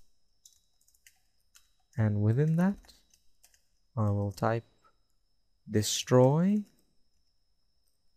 parent object. And that's quite simple. And you notice here this function doesn't need any term to be supplied, because this script knows who its parent game object is right from the beginning. Every single health and damage script in our game knows who their parent is, so they only need an instruction to destroy that parent game object, and it'll remove the player from the game. Well, destroy their game object anyway. So send out an RPC. So back up here, let's type in that RPC. So network view.rpc. The name of the RPC is destroy self. Who do we send it to? We send it to everyone. RPC mode.all. And that's it. And we've implemented that bit of functionality. So now this bit of code right here runs only on our game instance, and if our health falls below 0, then our RPCs are deleted and we destroy ourselves, and we tell everyone across the network as well to destroy our player game object from their game. And the only way for us to get back in is to respawn. We won't have any respawning in this video. That'll be probably the next video. So I'll save our script, and let's have a look at what the other functionality that we needed to add is. It would have been about actually managing the player's health. So if the player game object's health falls below the max health, then we cause it to regenerate over time. And if the player game object's health exceeds the max health, then set it to the max health. So that's all we're adding now. This is not complicated at all. So we'll jump back to our monitor develop. And within our update function, so under this, we'll add a bit of new code. First, the comment, regen the player's health if it is below the max health. So if it is below the max health. And how do we do that? We have the if statement. If my health is less than max health, then my health is equal to my health plus health regen rate times time dot delta time. So once again, since we're recharging our health over time, we need to use time.delta time, since this bit of code is running in the update function, which is running every frame. And actually, no, that does it for that. It was just a one line, so we're regenerating our health if it's below the max health. And this happens on every health and damage script for all the players. And that's important, so that way you can see the player's health bars. So all the different players, you see a health bar above their player, and the correct health is being shown. There might be some slight variation, or depending on how long it takes for a health deduction message to come along. While regenning, it's possible for the health to become just a bit greater than the max health. So if that happens, then drop it back to the max health. So and also when we use resource pickups, well, pickups in general, the health pickup, if we didn't have anything to set the health back to max health, then we could actually increase our health beyond the base level. So if my health is greater than max health, then my health is equal to max health. And I'll write the comment there for that. If the player's health exceeds the max health while regenerating, then set it back to the max health. Alright, and we have in fact added all of the functionality that we were supposed to for our health and damage script, and it really was a lot that we've added to this script. And as we progress through the series, this script gets bigger and bigger, and well, it's just because we'll be adding more and more features. Though it doesn't get more and more complicated, I'll just say that much. So I'll just save what we've done so far. And let's jump over to Unity. I guess we could attach the script while we're at it.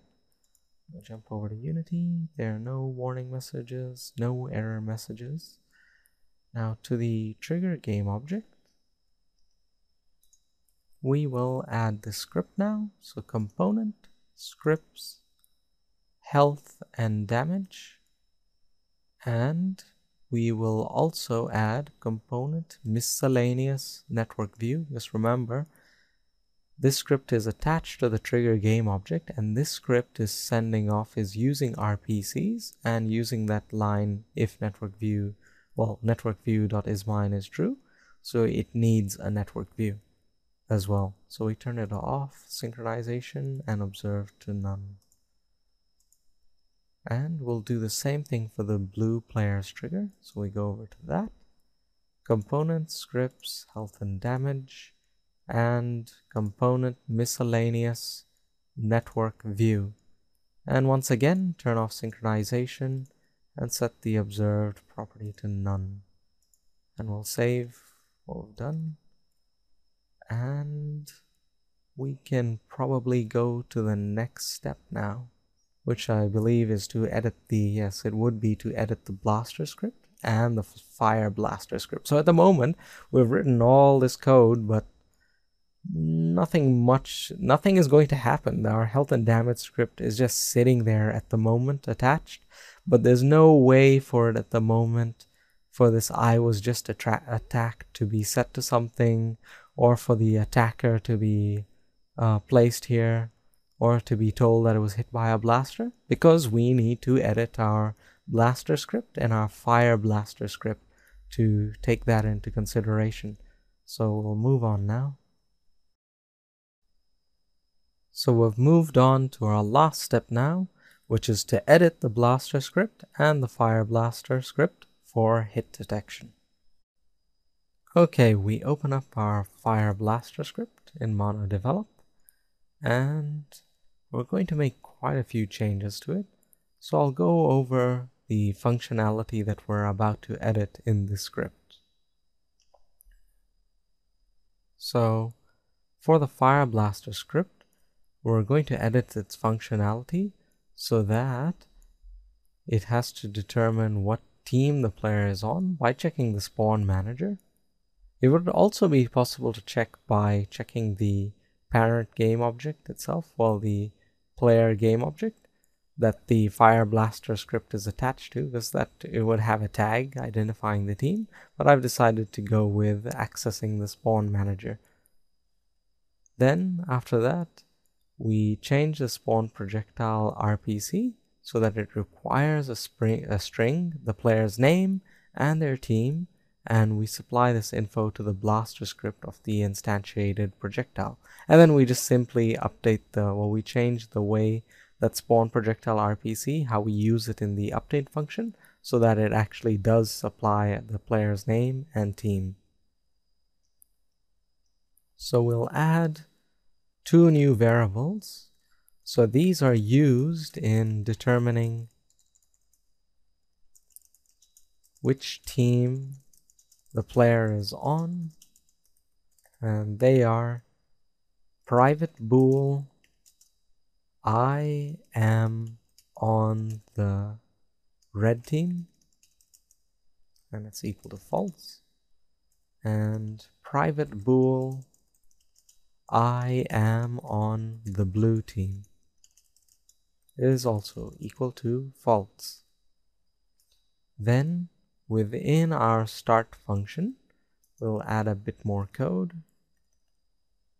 So we'll first start out with the comment. So find the spawn manager and access the spawn script to find out which team the player is on.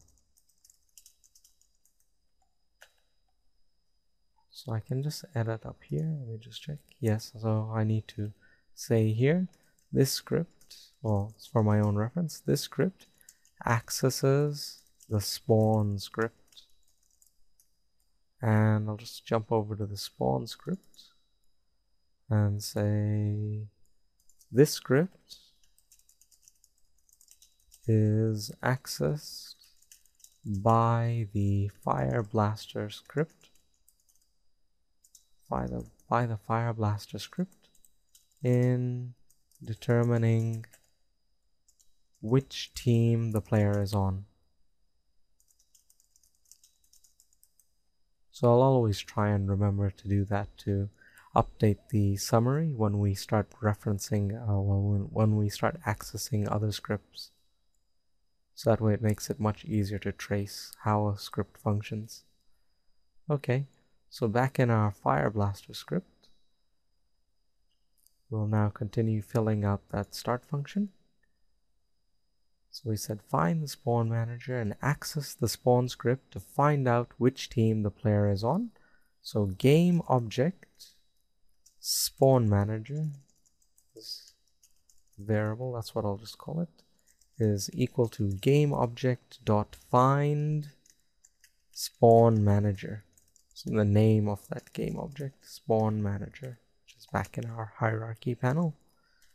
And we'll access the script now. So spawn script, and I'll just write here spawn script in small. Spawn script is spawn manager dot get component, and as usual with the less than and greater than signs. So within them we put in the name of the script, so spawn script, and our rounded brackets, and close that off. Okay. So I'll have 2 if statements now. So if spawn script dot am I on the red team is true, then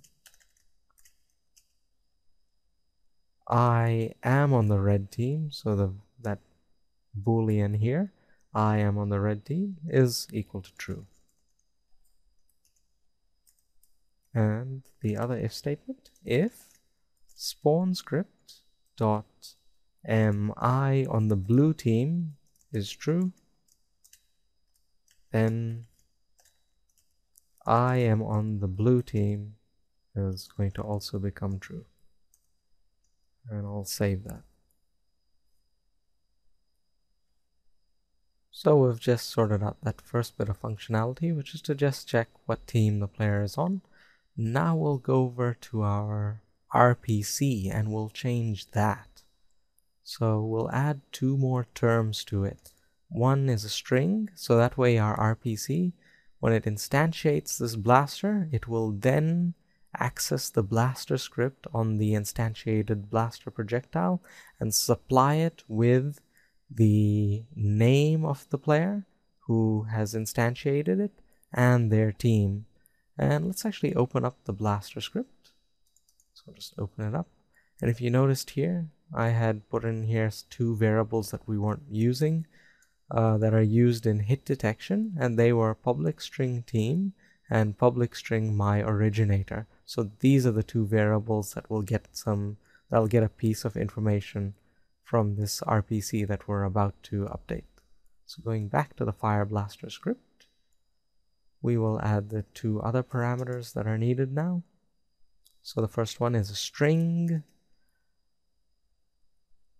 originator name is what I'll call it, originator name. And why not, let's just bring that to the next line, just bring it down, originator name. And the last one is string team. Okay. And now for this function itself, within it, we'll write a comment here. So we'll say access the blaster script. We'll write it out properly. The blaster script of the newly instantiated blaster projectile. So of the newly instantiated blaster projectile. And supply the player's name and team. And to do that, we are going to just change this line a bit here. We're going to say game object, and just a GO standing for game object, it's just a throwaway variable. So game object go is equal to instantiate blaster position rotation as game object. So this is how we're actually setting up a reference to a newly instantiated object. So now by doing this, we can access our newly instantiated game objects through Go. And that's what we're going to do right now. So we will write blaster script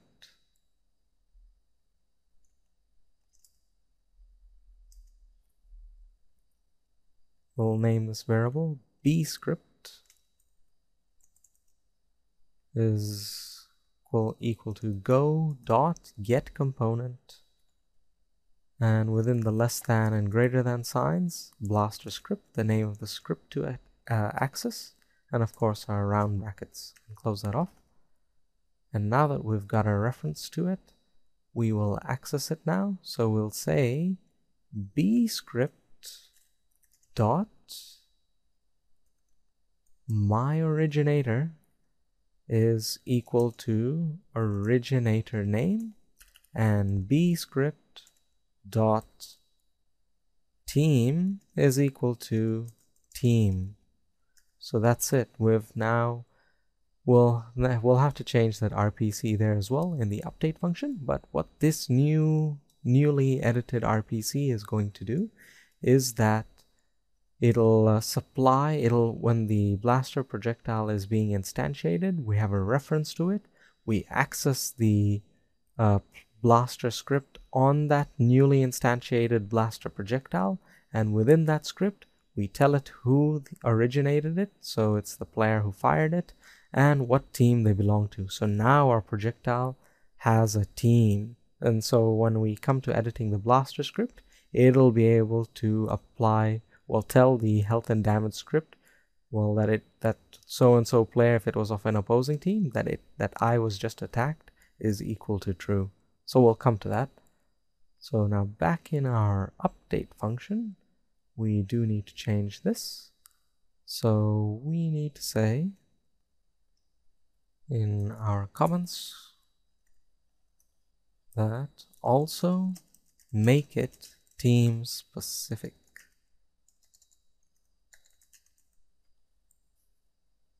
And we're going to add here an if statement. So if I am on the red team is true, then within it we're going to instantiate that blaster projectile and supply the name of the player and their team. Now we'll just cut this line here, and we will change it. So I'll just bring this back here. Or no, I won't do that. I'll just simply put at the end of that term, I'll add a new parameter. So come down to the next line and add the parameter myTransform.name. And so we're here supplying the name of our player to this RPC, which will then be used for the projectile. And next, the next one is the team, and we're simply just going to use a string, and we're just going to write in quotation marks red, and simply that. And we do the same thing for our blue player. For our, in the case if it's MI on the blue team is true. So we type here, if I am on the blue team is true, then we copy all of this right here, paste it in, and we'll change that red to blue. Alright, and that should be that for our Fire Blaster script. We've edited it. I'll save it and just have a good look at it, because it's really easy to make a mistake since this line is not intuitive when you just look at it. And it does look right, because that's all we were doing. We're just adding 2 more parameters to our RPC, and we've added 2 more parameters to it. And they're of this correct type, which is a string. Okay, so I'll just go to Unity and just check. No errors. Yes, no errors. So that means we can now go and edit our Blaster script. So jump over to the Blaster script and just check what this is saying here. We need to also say now, so actually back in our Fire Blaster script, let's also say this script accesses the Blaster script. So this script accesses the Blaster script of a newly instantiated Blaster projectile. Save that, and in the Blaster script, I just noticed here I haven't saved the spawn script. I didn't save the summary here, so I'll better do that.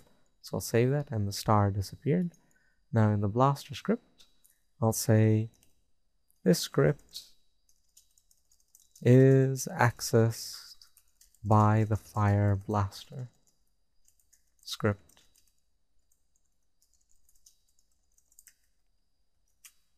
So let's just go over what we're going to change in this. We're just going to add some more new code to it. So for our Blaster script, we're just going to add one bit of functionality to it. And that's simply that we'll edit the update function. so that now our blaster script will access that health and damage script of an enemy player and inform them that they've been attacked and who that attacker is. So back in our blaster script, we scroll down to our update function past this point. Now this is where we'd make use of it. So after we're saying, after the raycast has hit a tag of a collider which has a tag of interest, such as the blue team trigger or a red team trigger, then we should check if they are of an opposing team to this to the team that this projectile belongs to. If they are of an opposing team, then we access the health and damage script of that struck player. So that's what we'll do right now. Within this if block, we'll add more code. So we'll write the comment, access the health and damage script of the enemy player and inform them that they have been attacked, so that they've been attacked, and by whom. Alright, and what will that code look like? So it'll be if hit.transform.tag is equal to blue team trigger, so that's the tag, and team. So remember, this team here is back up here, used in hit detection. This team variable here is supplied by the fire blaster script when it instantiates this blaster projectile. So we go back, and team is equal to red. Now within this if statement, where we're checking whether this the struck collider tag is of an opposing team to this projectile. If it is, then we access their health and damage script. So we write health and damage, and we'll write HD script as the name of the variable. HD script is equal to hit.transform.get component within the less than and greater than signs. We'll write health and damage and end that. Then we'll say HD script dot I was just attacked is equal to true. HD script dot my attacker is equal to my originator. And then HD script dot hit by blaster is equal to true. So by doing this, we're telling the health and damage script that it should carry out its bit of hit detection code by setting I was just attacked to true, and we're telling that script also who the attacker is, so that way it can then determine whether the attacking player is the one running the script, and it'll tell what weapon was used, so what is the weapon type, and that determines how much damage gets applied. So now we'll do this very same thing for the alternative, which is red team trigger and team equal to blue. So we do now if hit.transform.tag is equal to red team trigger and team is equal to blue Then we can copy paste all this and paste it in here. And that should work out fine for us. So we can save that. And we are probably ready to actually build and run the game and see how it all works. Alright, so let's build and run now. And if all is well, it'll work. Or else we'll see some potentially funny things happen in-game. So I hit play. I will set up a server. And I will also, well, first let's just connect. We'll check the player name side. So connect to the server, test player. Let me just try a different thing. So let me write, just name the player A. So let's try A. And connect. Join to the red team. Alright, so I'm in the game. Let's move to the yellow cube just for, well, no good reason. And let's go check out. So you can see in the hierarchy, it is now player A. So our player name script is working. We know that it's applying, well, it's using an RPC to rename this player A. So that's a good sign. Let's check out what there is to see in the game manager. Yeah, we can see that it's as expected because it's the game manager back in the player. That's the one that would have been changed. So that's fine as well. That means now we should connect with a third player and see whether our hit detection is working. So I've launched a third copy of my game from where it was built. So I just opened up the folder where it was built and launched another copy. Now I'll connect, and I'll connect as a blue player. That's the opposing team player. Oh, and remember, I didn't change the name, so let's see what it gave as the name. Oh yeah, you can see that it's given a random number for our blue player, because obviously since it's running on my computer, it's accessing the same player prefs. So it's picked up A, saw that the name was A, then when we try to join and spawn into the game, the player name script saw, hold on, this name A is already in the game, so you get a random name instead. So our blue player has a random name.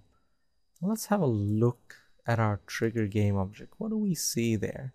So, and do the same for the A, player A. We can see that they have a health. So my health is 100. This is all happening in the server. What we're looking at is in the server. So now let's go over to this player.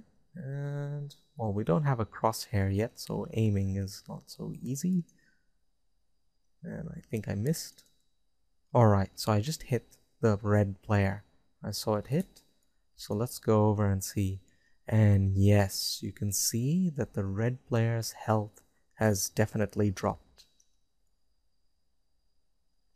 And it reached the server.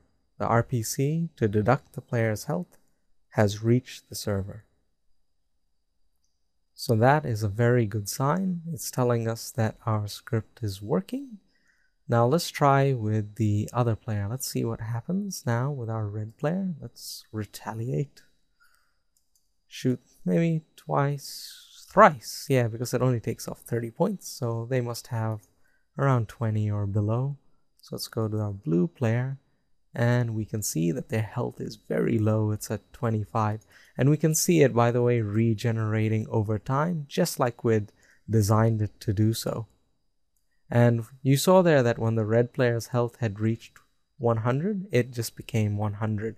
It could have gone like a few decimal places over 100, but because of that little line of code that we had, that if statement, that if the health went over 100, it just got set back to 100.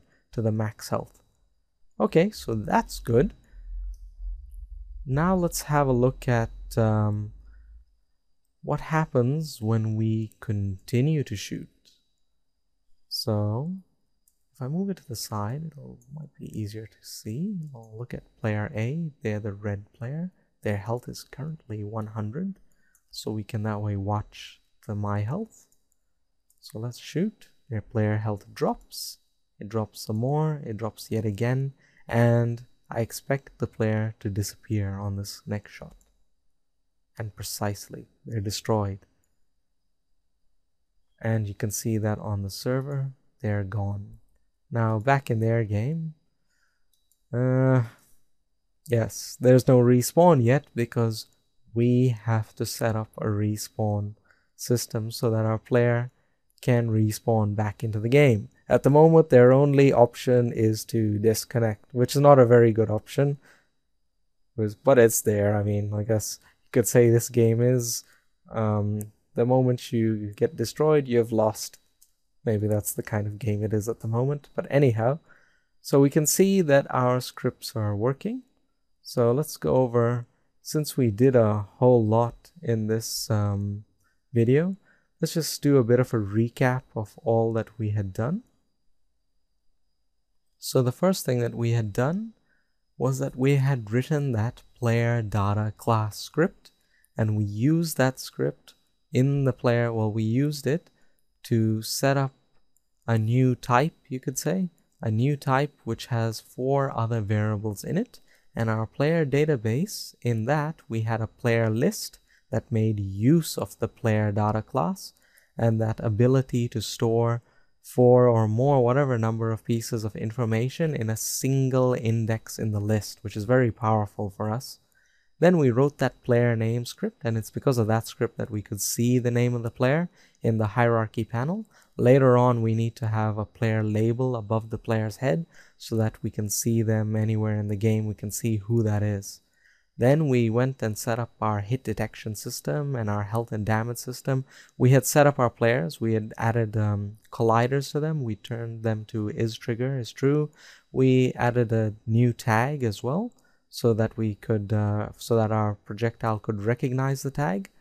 And then we actually edited our blaster script, just a small edit so that it recognized that tag on the trigger game object, which we had attached to our players. And then we went and wrote that health and damage script, which was a big piece of script that we wrote, which was all about carrying out hit detection on the attacker's computer, applying damage, destroying the player on their own game if their health falls below 0, and managing their health over time.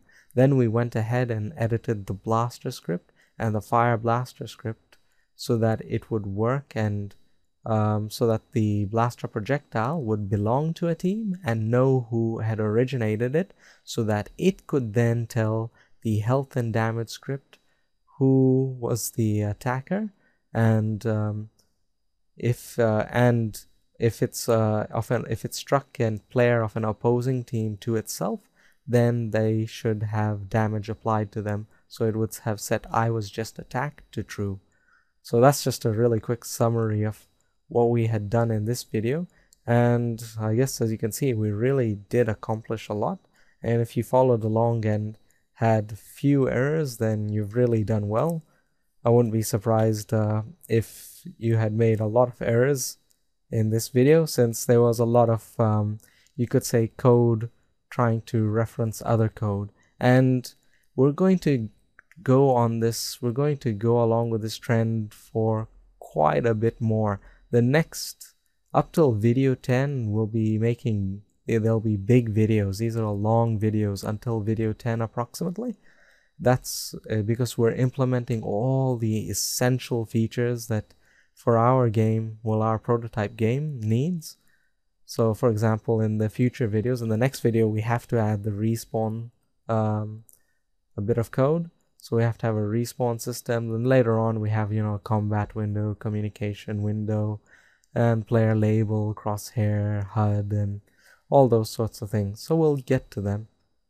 So once again, well, thank you for watching, and I'll see you in video 7. So see you then.